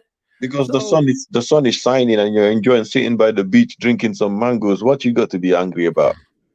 I understand, but see, in America, this is what I was talking to tonight. I was like, the way we evolve, like the way Europeans and Africans is different. I think I mentioned it last time as well when I was here. It's because they came from a very harsh environment, colder environment, and we came from an abundant environment filled with fruits and all that kind of stuff. So the way we evolved was different. We evolved to be more social, to be more to develop a more humanity, a social kind of thing. And they evolved to be more on the go anytime. Because they had scarcity. They evolved to be more competitive. So hence, you have that nature carried on into the nature of the United States. So very, very competitive, very, very private ownership, very that, so but if you had it good, like what you got to complain about, so that's why I think that's, and the sun slows people down, people just want to sit by the mango tree and chill. See, in America, we're war ready. Like I said, we're war ready. Like me, see, I'm sitting right here right now. I don't know if you can hear this. Let's see. Hold on. That we war ready here. You get what I'm saying? See, that over. It's not as easy. It's not easy to get. Everybody's not have weapons here, so we have like this self-preservation thing. You get what I'm saying? Like, hold on, let me see. I ain't gonna show, let me make sure I ain't gonna show the serial number. You don't have to show nothing. No, I'm doing it for my people. I'm doing it for my people, not for you, not for you at all. But what I'm saying is that these are the type of things that Americans have that make us be like this. You get what I'm saying? Mm-hmm. Like we're always taught to, you know what I'm saying, life or death. You get what I'm saying? We're like, we live a life or death. We live a life or death lifestyle here. And once you live very a life of, go ahead. Very cutthroat. Very cutthroat. You get what I'm saying? It's normal. It's very normal. So, you know, people that's, you know, like people that don't have guns or weapons, you're like, oh shit, like that's how it is. Majority of the people here in America have weapons. So what I'm saying is that we create chaos and we watch our doctors. You know what I'm saying? We watch our doctors have the same thing. We watch them bring people back to life. Isn't it good for the medical industry though that you have guns? It's the best thing in the world. They love it. Hold on, let me take that in picture. Hold on. Gotta put my gloves on. Yeah, man. Hold on, let me I mean, this for my people too, though. Hold on. Now this, y'all. Let me put it. Y'all see this? Do you see that? This military grade. Fucking mad Americans. See that? Hold on. You see that? Yeah, you're mad, you Americans. You're mad. You see that? Hold on. That's one. So like look how long it is. Look how long it is. Hold on. Yeah. Now hold on. That's look how long the button. You think that's something? Look at this. I got one more. Got two. Okay, now. That's what I'm saying. Like this is what we see. Like this is what we see. See this? Man, y'all Americans are mad, bro. You see that? Look like some shit off goddamn golden. You know what I'm saying? Like this is what it is, man. This is what it is. And once y'all know that, that's what we go through and see, you know what I'm saying? It makes us to the point to where we ain't gonna deal with nothing. So if we can't go after them, what we do? We go after each other with them same type of guns. But you can't bring that to Africa though, isn't it? That's my whole point. See, we feel like that's a problem too. We feel like that's a problem. That I can't bring my goddamn, you know what I'm saying? Only people that carry guns like that is the military. Yeah, the military should be ready to defend the nation. It's not good for people to be walking around tensed up all, you know. It's got me even afraid to come to America, man. I was like, if I come there, man, I'll just be minding my business. Somebody's pointing a gun at me, say I could end this guy's life in one moment. Like hustle smart. You could be walking around and just anybody from his house just pointing a sniper at you and just deciding, flipping a coin if he should end your life or not, and you don't even know. It is that's what I'm trying to tell you. That's the type of melt. That is the type of melting pool that we in. So when you start talking about, shout out Kun Guru, man, I see you in the building. So that's what I was trying to tell you about. That is a reason behind it. Yeah, it is. It's always a reason behind it. It's but how we react to it. Like me walking around with a gun like that, that's normal.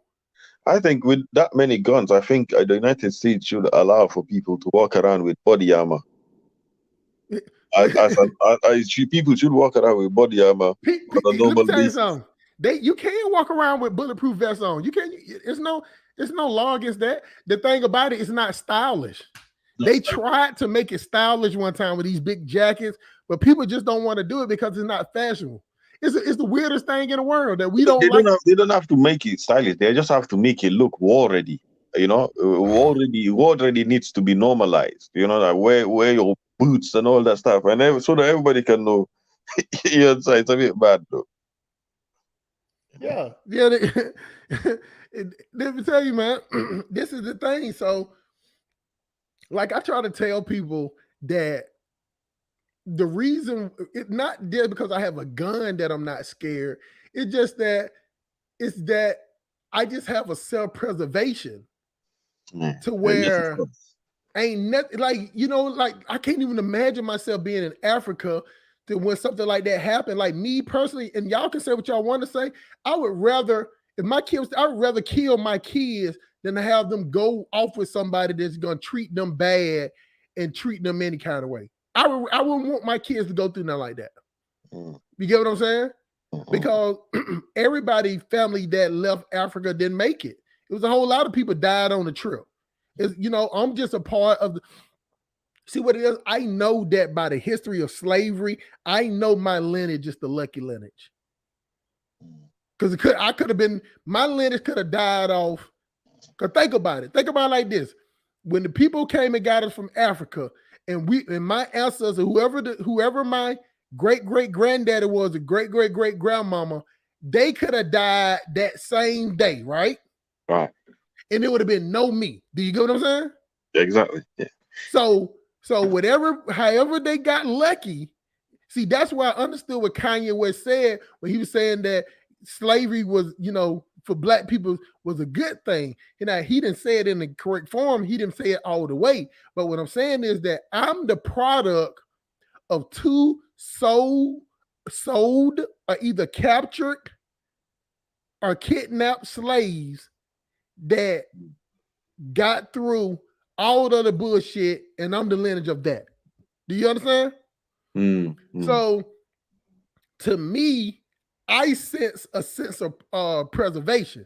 Now, I could be one of them people that sitting out my window, point my gun everywhere every time I walk outside. I don't do that. You know what I'm saying?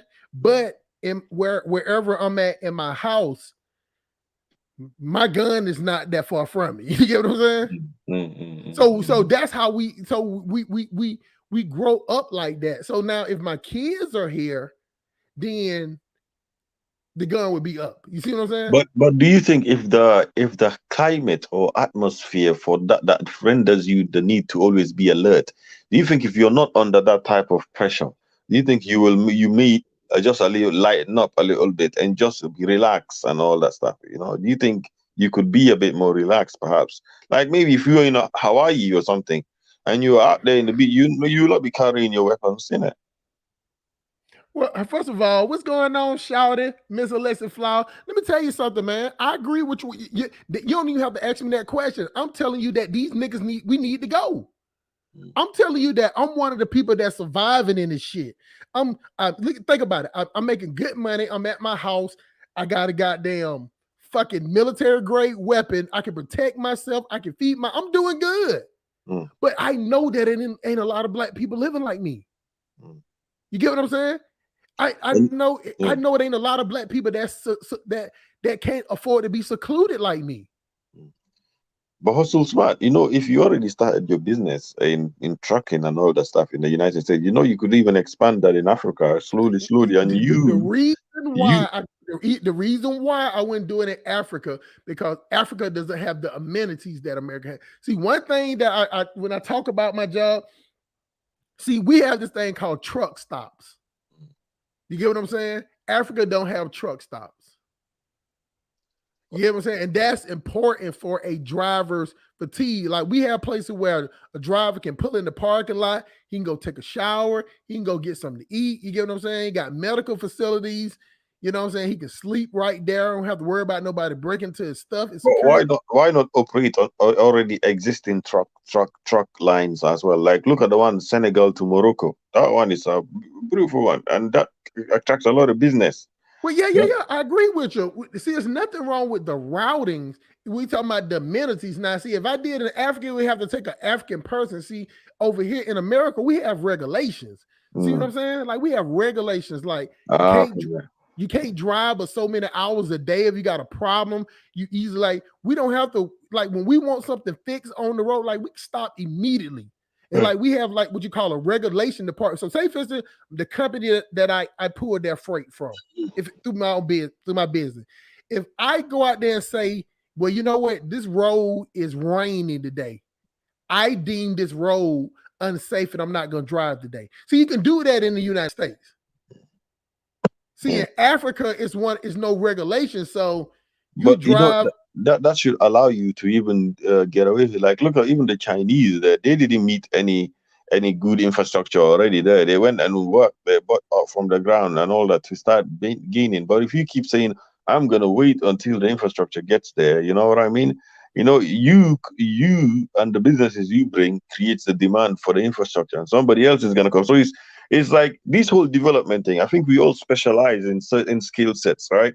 And I think everybody who knows the industry and has what it takes is probably going to come to contribute a little bit of what they can in their own particular field, and it all comes to full circle. Now, if you sit there and say, because that is not there, that is not there, you know, so sometimes you have to work with what you got on the ground until it meets you in the middle. But I'm not really, it is a business decision, so I'm not really the one in charge. I got you. I get what you're saying. But see, the thing about it is, see, I told you earlier, they hustle smart ain't gonna be no motherfucking martyr. You know what I'm saying? Like, I'm not gonna be the one they say, well, you know, he went over there and did. No, I'm the one. I got it elitist. I told you, man, black people, we're the same way as white people. We have watched people so much that we have learned. I'm gonna sit back and wait for my turn to come over there and take over once something has been done. I'm not an innovator. I'll be the first person to admit that. I'm not an innovator at all.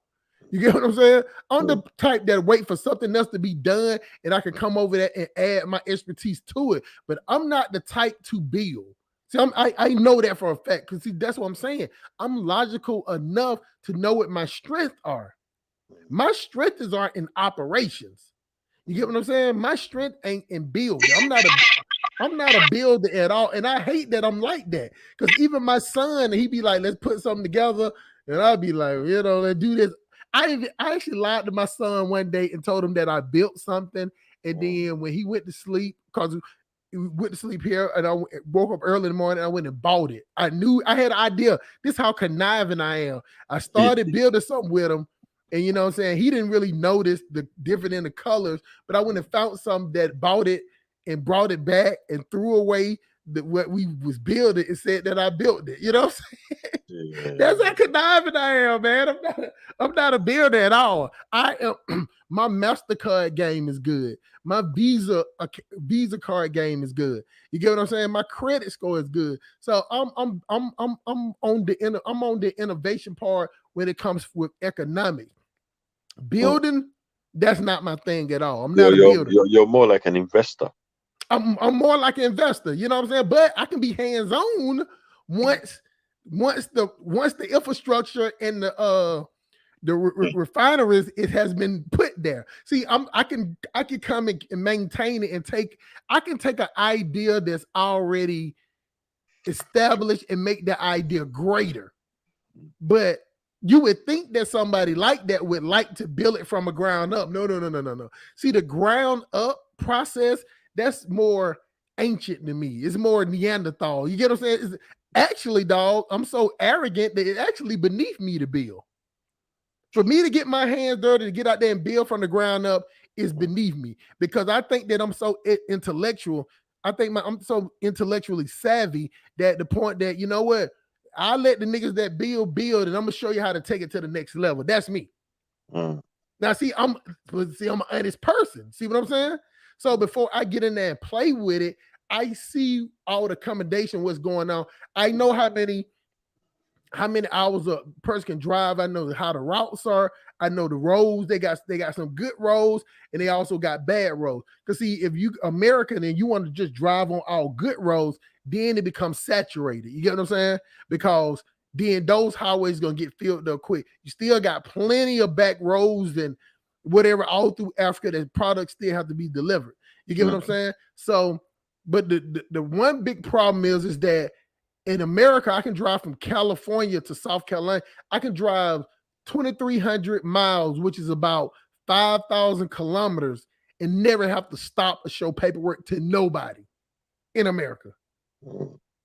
Ain't nobody gonna ask me no question, anything. But in Africa, I would have to go this state, go to this border. There's no such thing as borders here. Yeah. Nobody gonna stop you at the Tennessee, Georgia state line. You know what I'm saying? Nobody gonna be waiting right there. You'll go through it and say, I'm in another state, and that's about it. Now, sometimes the timing different change on your phone, your cell phone, but that's it. You ain't got to pay no fees. Nobody ain't got to stop or nothing. It's not the get until, let me tell you something, bro. Until Africa breaks itself down and start over with maybe 26 countries or 13 or something like this, but the 52 continents, the 52 countries on the continent, that shit will always hold Africa down. And one thing about it, you would think by now that they would learn from the United States how everything is connected. I hear you. I think a lot of people have realized that. I think the United States was one of the first countries in the world to realize that. You understand? In order to compete, they needed to manifest their destiny and take over the rest of the United States. If they were to, it seems like the logical path, anyways. If they were to compete against the British at that time, and then China also did the same thing. Realize, you know what? How does the economies grow? It's a population. It's the amount of demand there is. The more people you have, the bigger your economy is. The Chinese did the same thing. I think many and Europeans as well. In fact, even before the Chinese took it seriously, Europeans realized the same thing, and they came together as the European Union. And I think that's what African countries are trying to achieve recently. In terms, they're trying to achieve that. That's why the Africa Free Trade Agreement and many organizations came, who wanted to achieve the same results. But I think now that they're doing it on a regional level. There's the overarching level of at the African Union level, and then there's the regional level kind of policies in which they have to and the ones that are doing better in this is probably East Africa. I think they seem to be integrating far more better, although they may be many different countries. But when you start trading with each other and building standards that align with each other, when you start building standards that align with each other, Kenya, Rwanda, Tanzania starting building standards and all the stuff. When you start and people start trading, imagine how quickly how irrelevant this division is going to be. So, because right now you don't want to go knock down this stuff because people have their identities tied to it. There's political things tied to it. There's just so much into it. So you don't want to just knock down this kind of building or something. It's a very, very hard structure to dismantle. So the best way to kind of overcome it is to actually just build over the infrastructure in Africa, so that whatever infrastructure becomes built over the already established, it overarches, it just makes the other one irrelevant. You know what I mean? So in a way, this integration and building of standards and this one market or regional market is going to go a long way in helping. You may not ever have a United States of Africa. Maybe you might have or something. Who knows? You know what I mean? But what it is, they are working very, very hard and very, very fast in establishing this regional. I mean, you heard of them, ECOWAS and all that. Those regional blocks are just as big as the United States and China and Europe. You know that. As far as what? In terms of land size. Oh yeah, as far as land size, yeah. Listen, the thing about it, let me say something to y'all, black people. America could fit inside of Africa, I think 2 or 3 times. I think at least 2 times. I know. I think probably even 4 times. Well, we just when you get to be a little brazen, you know how niggas get lost, so you gotta kind of give it to them slow because a lot of them don't even understand that. And when you have this huge landmass and the population is rising and the youth, like in Nigeria, West Africa alone will be, if the population there combined with Nigeria will just be too big, probably bigger population than maybe not bigger than the United States, but it's a major population that's gonna come. So it's population, landmass. This is what enables countries to have economies of major scale. Other than that, you have to be a producer. Hold on. See, you can't brush over the fine points. See, sometimes a country can be growing so much in numbers that the innovation is not keeping up. See, that's the problem with Africa. Y'all goddamn, y'all like to fuck a lot. You know what I'm saying? Ain't no birth control. Everybody, like, I don't have no problem with that because I like it. You know what I'm saying? But what I'm saying is that the one thing that was good about America, that the technology drove the population. That's the one thing that if any historian will tell you, you know what I'm saying? The technology came first, then Americans followed. When they said, hey, we're going to build this dam up in here, we're going to build these towns, Americans followed it and set up claims. See what I'm saying? But see, in Africa, everybody already got their land. See what I'm saying? In America, it was only groups of people in certain, even though it was the United States, some parts of it wasn't even used. Many states wasn't used. But when they started what they call the Great Migration, that's when they started building the technology. But they had the technology first. So when they said, you know what, we're going to build this plant here, we want to hire people to build it, and we want to hire people to work in it. Then see how people came. The idea was there first. The problem is in Africa that the people is already there. Well, I can tell you the technology that you're talking about, which is what many people are talking about, that Africa needs an industrial revolution. It needs an industrial revolution. It needs to industrialize, and I think even you can see in Guinea, the last military leader did a coup over there. Said, I don't know if he's gonna follow through or not, but he said that is my country where people were tired of having our goods and raw resources just get taken out and develop in the West. It's time for these companies that keep doing that to build the factories in Africa and employ Africans and the money to be made in Africa. It's time for you to do that. Otherwise, you don't have. So a lot of people are realizing Africa needs to industrialize. And industrialization brings technological advancement in your society. And that's what the Chinese did. You know, they told the United States, look, we got a huge population and all that stuff. We don't know what to do with them. You know what I mean? But we will trade you our cheap labor, and you bring your technology in China. We produce it, manufacture it for you, and then But the whole process, what was happening is what the Chinese cared about was a technological transfer. They cared about technological transfer and see how you guys do the processes, and now they know it and they don't need you guys. So they're saying we're gonna do it ourselves because we know exactly the principles behind this manufacturing of electronic and technological things that you do. So the Chinese learned from that. And Africa has gone in for that as well. It's gone in for that transfer of technology. Now, hold on, my brother, because I don't want you to lose the people. Now, do y'all see that this topic is black females against black male? What we trying to show y'all is that the things that they telling you we need, we're telling you the things that we need to happen. Now, of course, I push back on things that he say is because I'm one of those right now type people. He's more of a visionary. See, I don't have no problem with that. But see, the problem in the black community, a visionary and a person that's a realist right then and there is what he's doing is I'm saying what I'm doing is practical, and I'm saying what he's doing is a dream. Let me finish last part. See, what I'm telling y'all, that the two decisions or the two theses of what we're both doing is needed, because you're hearing the two sides of it. He's telling you the visionary part of it. I'm telling you the practical part of it. The both are needed. When they operate, they operate in both of them. They take accountability of the practical and the visionary. As black people, we're so selfish. He'll be a visionary. He'll go on his own. I'll be a practical person. I'll stand on my own. That's why we're not going to make it. I think I'm quite a practical person in my own personal life. But what I'm saying is, in this situation, I'm projecting potential. That's what I'm saying. I'm projecting potential and all that stuff. That's all I'm doing here.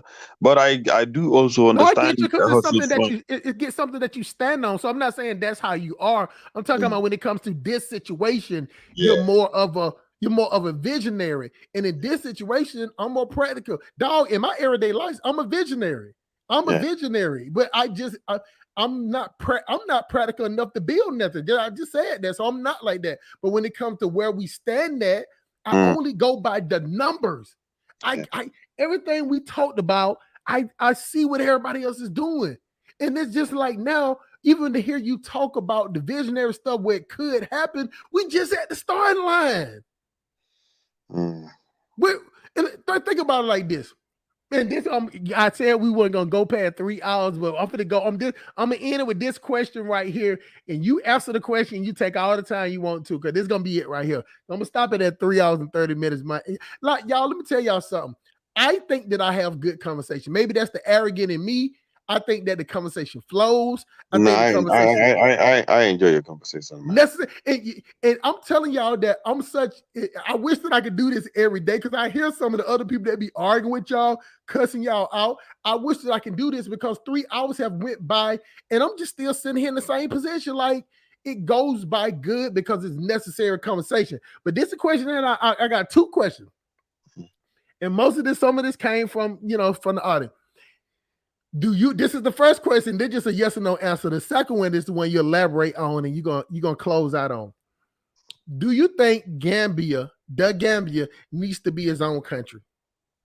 Yeah. That question bad. If I would have wished Gambia was a different, I would, what would have been the real country that I would have wanted? Gambia, Senegal, Gambia, Mali, all the way to Sierra Leone. Those are all one people. That was the actual country. Hold on, y'all. Y'all got to get a man his snouts for this. Y'all have heard me ask Gambia these questions all the time. This is the first person have told y'all the practical, not what based on his feelings. He's Gambian. Where he's basing it off of. I'm basing it off of culture and genetics. We have the same tribes from all the way from Senegal to Mali to Sierra Leone. Is the same type of people, the Mande people. Right. See, I found out that my people are I'm Gullah Geechee. my side is Gullah Geechee on my mama's side, so I'm waiting for my thing to come back from my dad's side. If you're Gullah Geechee, then you're probably related to either Sierra Leone and Senegal. Though I heard a lot of those Gullah Geechee people in South America, they have a lot of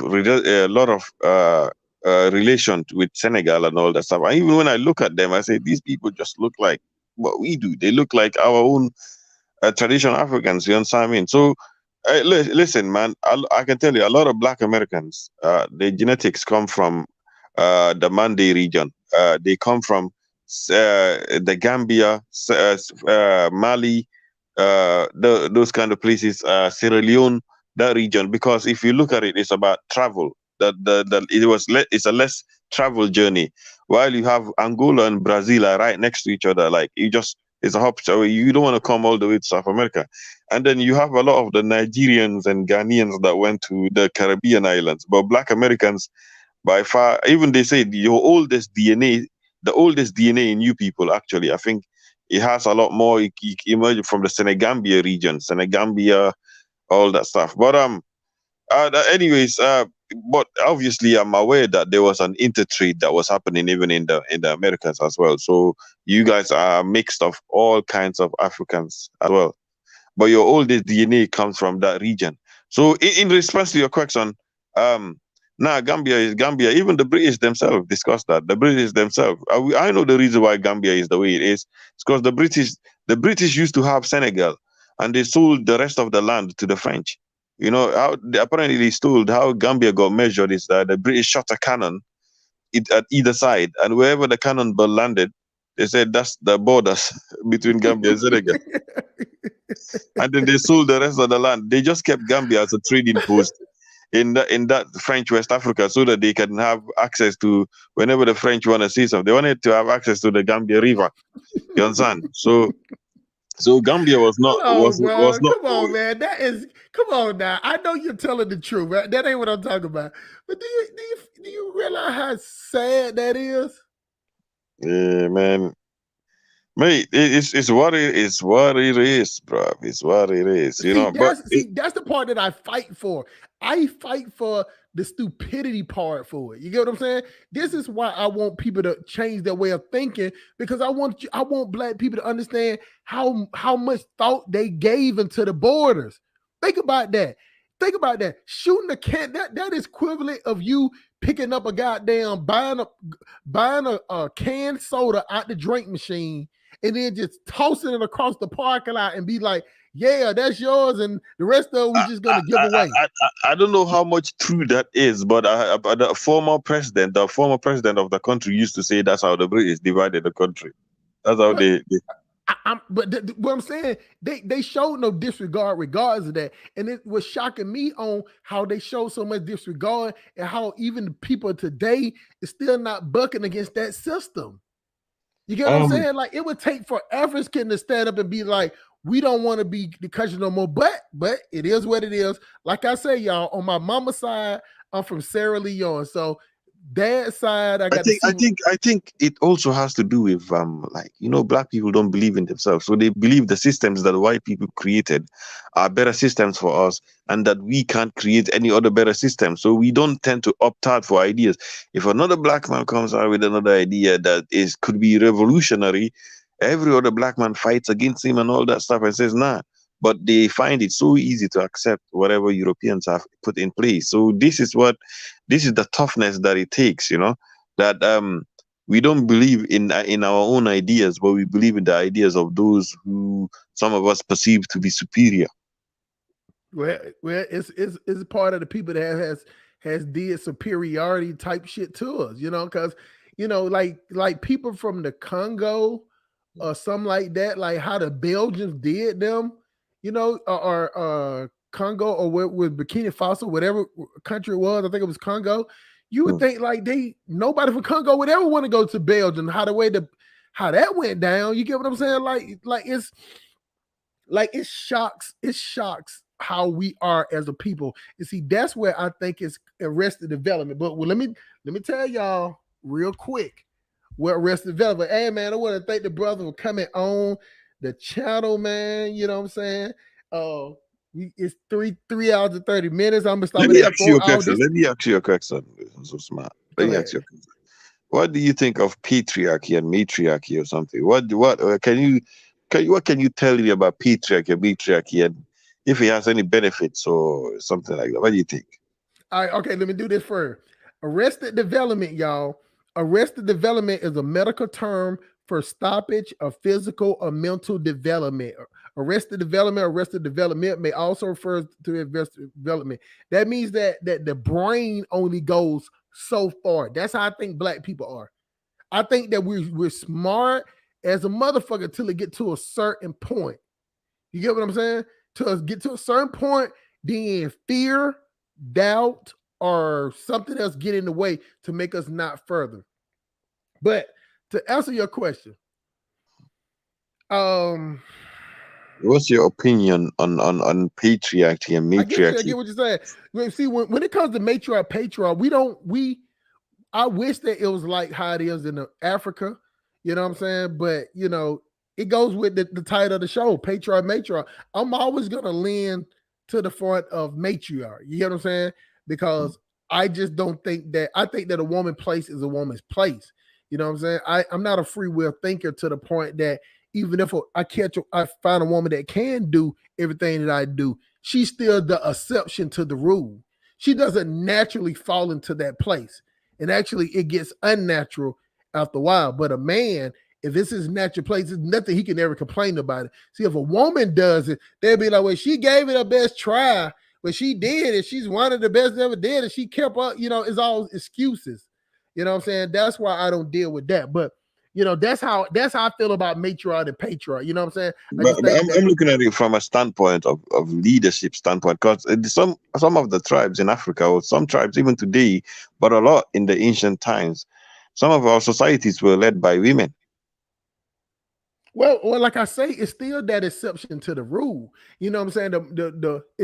It doesn't negate the fact that 99% of them are ran by men. So, like I say, you can find that anomaly. You get what I'm saying? That anecdotal female that come over and be a good leader. But what I'm saying is that when it comes to men leaders, it's man after man after man after man after man after man. Let me put it this way. If it was man, woman, every now and then, I could go for that. But what I'm saying, for the women that can lead and that are good at it, cool. But that don't give free range to, Yeah. Let me put it this way. Men are more ambitious, right? Men are more ambitious naturally.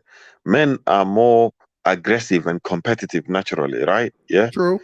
Women are more they like to cooperate, they like to get along and they like to keep the peace. Like I say, the man builds, the woman makes the home. They beautify the place. So when a society is led by women, that society is taught to maintain peace and calm and get along socially. That society develops on spiritually and socially, but they don't develop their military capability. So when the society is led by women, so the man is not even going to have any desire to expand because he doesn't have the legitimate right to go conquer another country. So all the tribes in Africa, all the little tribes, because it's led by women like that.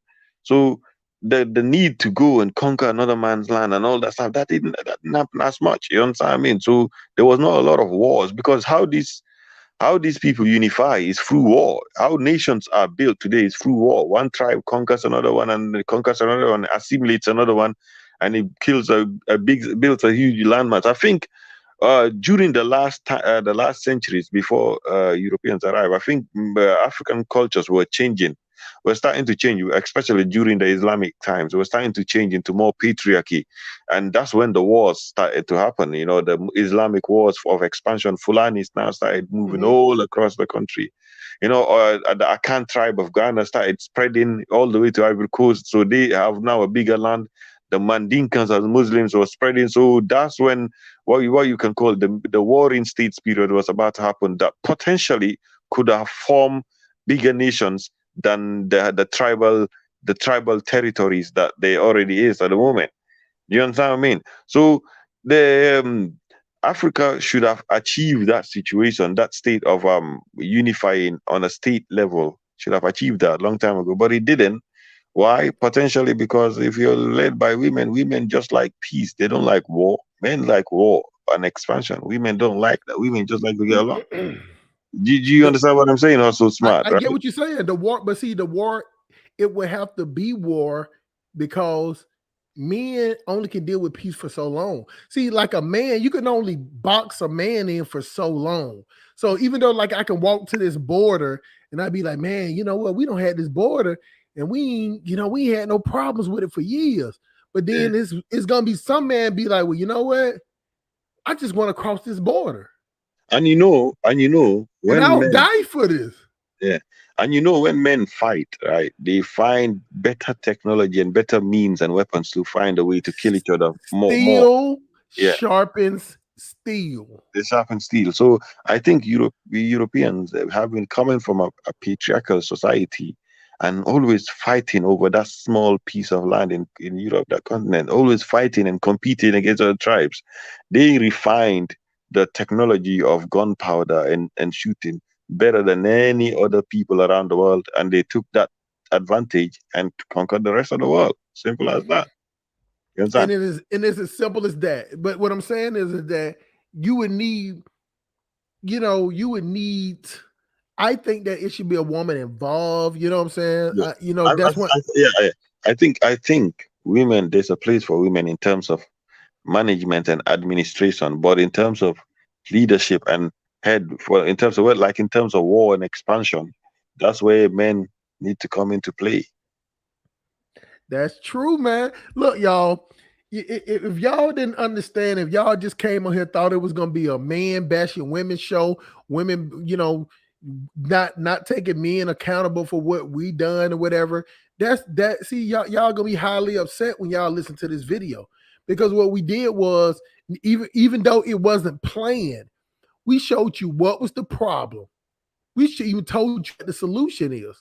We told you what other problems in other countries. We showed you and told you how different all these different issues that perpetuate or make it be a perfect storm in certain places. Because this war ain't going on everywhere. See, No. it's happening in the United States, but like he said, something probably it could try to get somewhere, but it's going to be worse because the appetite ain't for it. For some reason, with us, we have an appetite for this because I think we're a bomb just waiting to go off. See, that's why I think we need to get the hell up out of here because we need to do the restart button. You know what I'm saying? And get the feeling of being a part of a majority. See, we so used to we like we're like the female that get our ass whooped by this boy. You know what I'm saying? But she keep on dealing with her because sometimes the boy treat her good. You know what I'm saying? He treat her bad for a long time, then he treat her good for a little while, and then you know what I'm saying? She like, well, it is some good there. No, she still is a victim in that process. Even though it seems like she's willfully staying that she's not. She's being manipulated. You get what I'm saying? Now you talk to her, she's like, I can leave whenever I want to. He's not holding her back, but he has manipulated her. That's what has happened to the black people here. You know what I'm saying? So that's why I say that all black people need to leave. I ain't saying come back, not come back. I'm telling you that every black person in the United States need to sell what they can sell, get rid of it, and go to Africa. At least stay there. They need to grow. They need to grow. They need at least 30 days to a month. When I say give up everything, because you can't even have that in your mind. I got to get back to work the next day. When you go to Africa, you can't be looking like, okay, it's a countdown until I go back to work. No, you got to really get over that and see what it's like to be a part of the majority. And it'll take more than a month. That's why I say at least a year. I think that black people need to stay in Africa at least a year to change. Not this ain't see this is what I'm saying, bro. This is not to learn the culture. This is to reformulate the brain. Yeah, exactly. I when I called it to my Jamaican friend, I call it recalibrate the brain.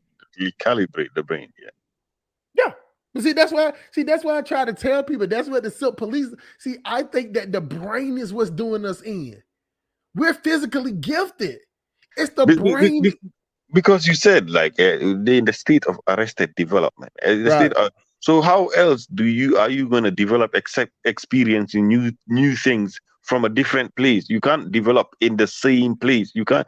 If you're arrested and locked in a prison and you're arrested and development, you're gonna develop in the same place. So you have to go elsewhere and experience something different.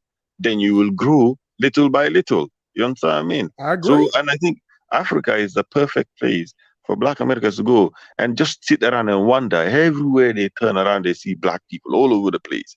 They see Black people all over the place, and they see Black people in positions of power. Spend some time there and all that kind of stuff. It changes the mind a little bit, It changes the mind. I mean, while if you're always in a condition where you are made to feel like you are the lowest of society and insignificant or something, it doesn't help. It doesn't help. It makes you feel negative about yourself and your people. Man, that's awesome, man. Hey, man, I appreciate you coming on, man. I am not going to let this go on for no 4 hours, but I will give you the last, because I'm not going to let it go fight. I'm not going to say any much more, man. All I got to say, also, Smart, thank you for welcoming me in your platform, and thank you. I've always been waiting for you to come back and do these panels again and all that stuff. But obviously shortly. But I was be waiting for you to come back again and do this because I like contributing here as well. Because I think you're a very pragmatic guy and you're very, very good listener. You're a patient guy as well. Obviously, me, I talk too much and all that stuff. But I like your panel, and I think yours has a lot of potential for growth. Your channel has a lot of potential for growth, I but know, you have to put the man. work in it. You have to If put the work. if I had enough time, man, everybody tells me that. Everybody emails me and tell me because they always think that I'm such some type of hardliner. I am a hardliner, but that doesn't mean I don't turn my nigga ears off. You get what I'm saying? Like I can listen. Like it doesn't matter. I could be on my way to the kitchen, like have all the ingredients in the world to make this meal. But if you give me a fact on why I shouldn't eat that meal, I'll be like, damn, I can't eat that meal. I'm gonna got to go make something else. So the thing about it is what I promote over here, man, is like you say, patience. And I'm definitely a good listener. Everybody tell me that. Now I'm good at listening. You know, if you think I'm not listening, I listen real well. And I listen to all views. See, I don't have a motive that I'm pushing over here.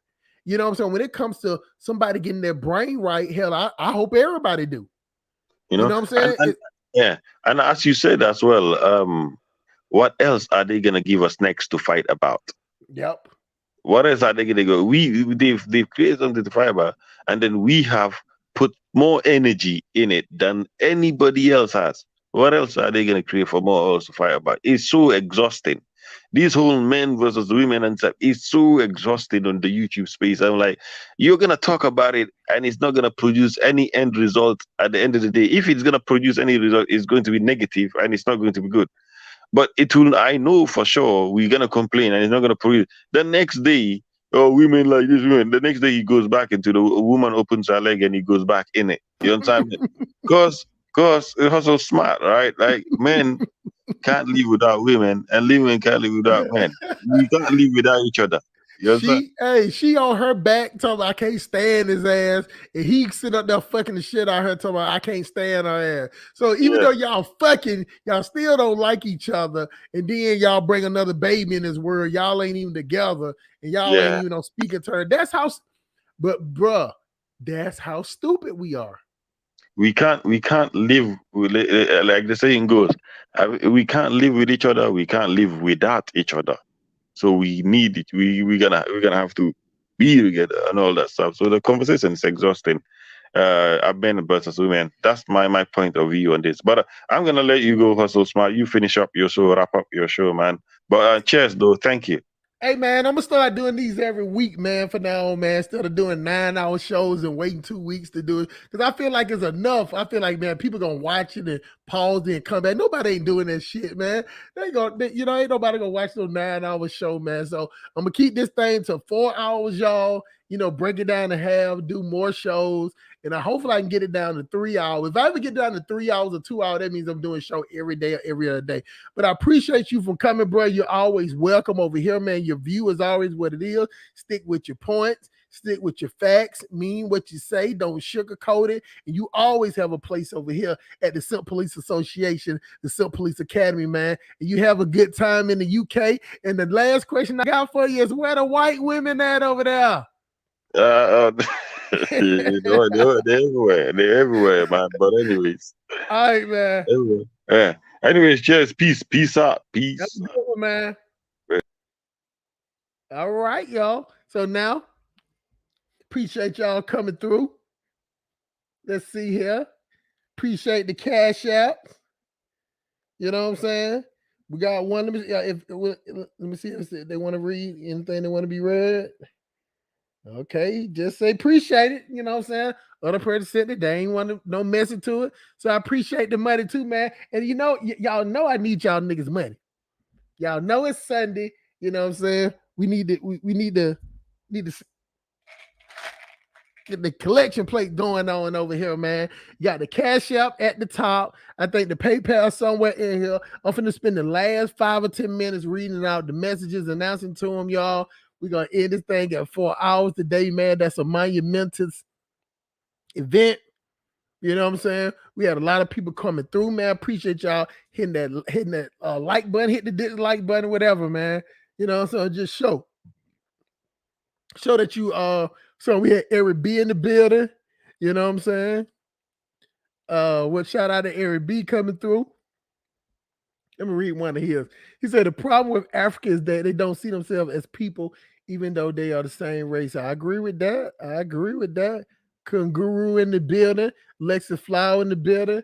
Let's see. I tell Africans all the time that I exist because my ancestors survived some unthinkable horror. Yeah. Yeah. Great minds think alike, man. You know what I'm saying? Hope is always, yes, everything is good. Kangaroo again. Get a 3D printer for can't have download their biscuits. Nah. Oh my god, man. Everybody ain't gonna understand that one. Hey, a nigga showed up to my crib in Tanzania, TZ, with a truck that spat out in the dry shell, spat out his dry shell while he was dumping sand in my yard. That ain't good. I his Ben said that don't make no sense. Probably talking about something earlier. I wish you was elaborate or call in, man. I drove from New York to Florida and barely seen the police. Exactly. Let's see. The African free trade is supposed to assist in the border. Yeah. But they can't dissolve the borders until they don't have to try to dissolve the border. They can just do it. The fact that the Gambia is on said make no sense. True. Let's see here. The only small country to be powerful is Japan. And that's because Zaddy tricked off on it. I agree with that. Send me the link. I did right after that. He still didn't come through. Probably got that Tanzania Dar es Salaam internet ain't popping. Unfortunately, Africa doesn't seem to have an interest in being competitive. Look at the car companies like the Nord and yeah, they cars ain't shit over there. I give you that. Every designer say ain't never wrong with long conversations. Feel you? Even Ghana, Togo, Ivory Coast need to be one country. I agree with that. We're not at the starting line. We're driving. We're driving to the gym. Oh yeah, we're still workout phase. You know what I'm saying? This shit ain't popping at all. It needs to be one country. Agree with that. Let's see here. Let's read it again. Shouldn't be. I just found my this from Lexus Flower. I just found out my African ancestors had 4 tests: mother, father, and mother. No, that's not true. They just have 2. You have to take it from your mom's side and dad's side. It's a matriarch and patriarch, but the woman can't do it. A woman can only do, I think what it is. I think the woman can only do matriarch. A patriarch, whichever one's the female, I get them confused, y'all. But a woman can't do both. She can't do both. I think it's about the YK chromosome. A man can do both. He can do the man's side and the woman's side, but a woman can't do both.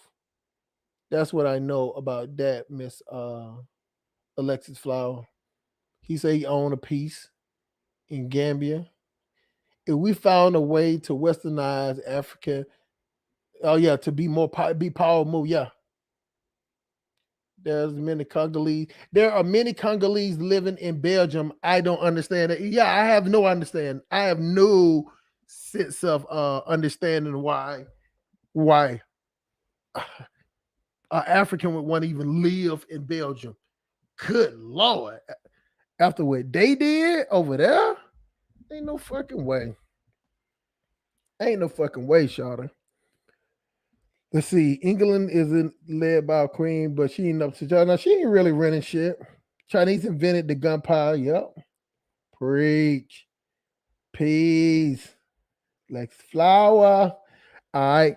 They train Black Americans to fight over LGBT. Yep. Shit crazy. I watched the 9-hour show, of course, of a week, but I watched it. Yeah. Some people do.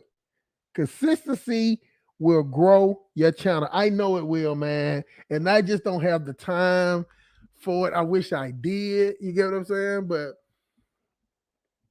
with this black man and black female war, y'all, we just explaining how instead of us wanting to innovate, we don't even have sense enough as a group of people to be like, you know what, a war between man and woman ain't gonna help us none.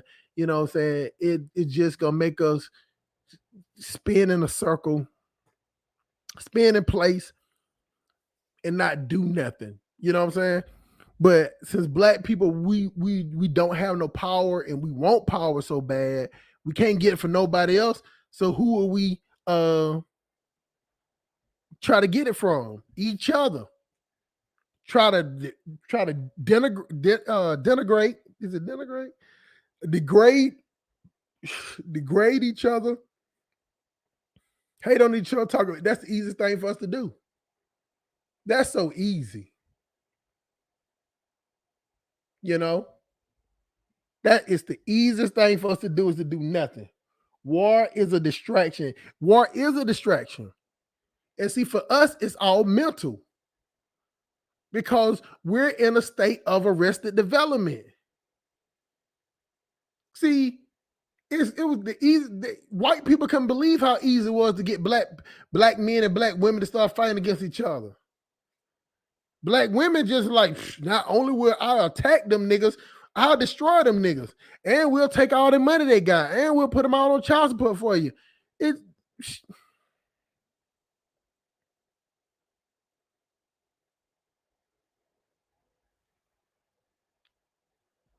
As black people, we went out our way to legitimize this war that they put in our heads. Fuck what we be fighting for each other. Neither one of us ain't got shit.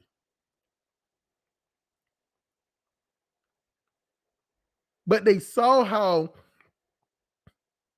black women wanted a position. She wanted to be seen as different. She wanted to be seen as on her own. She wanted to see herself separate from the black man, which is stupid anyway. But that just shows how stupid we are. We just like a bunch of animals in the zoo. They don't dump some bananas over there and we fighting over the goddamn bananas. We just fighting over the bananas. That's how we looked at to everybody else. Now, y'all don't think that that's how they look at us, but that's what we doing. A fucking war, a fucking gender war. Pussy and dick fighting. About nothing. As much as you hate that bitch, you still gonna eat her stinking ass pussy. And that bitch gonna suck whatever dick you pull out your drawers. But in the meantime, you're gonna sit online and fight.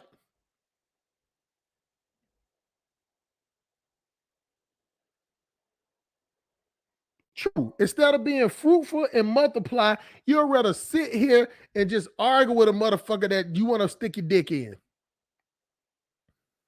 She want to sit up there and argue with you knowing that she want to sit on top of your dick. Pause. Because the only thing that black people know how to do good is fuck.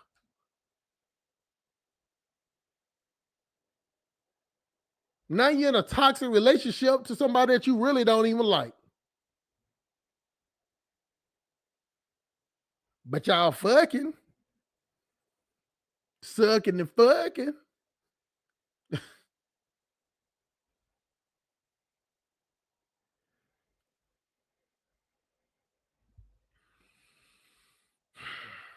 The last 4 minutes of this show is going to be dedicated to my ex-girl. You know what I'm saying? That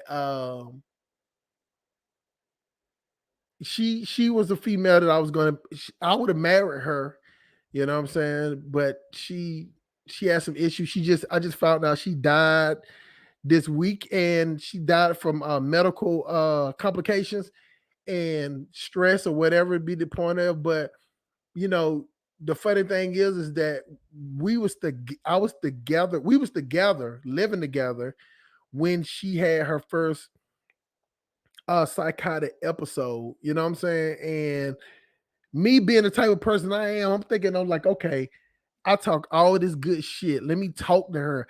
I stayed up here when I first started seeing her slip as far as her brain go. It was like a 3-day process.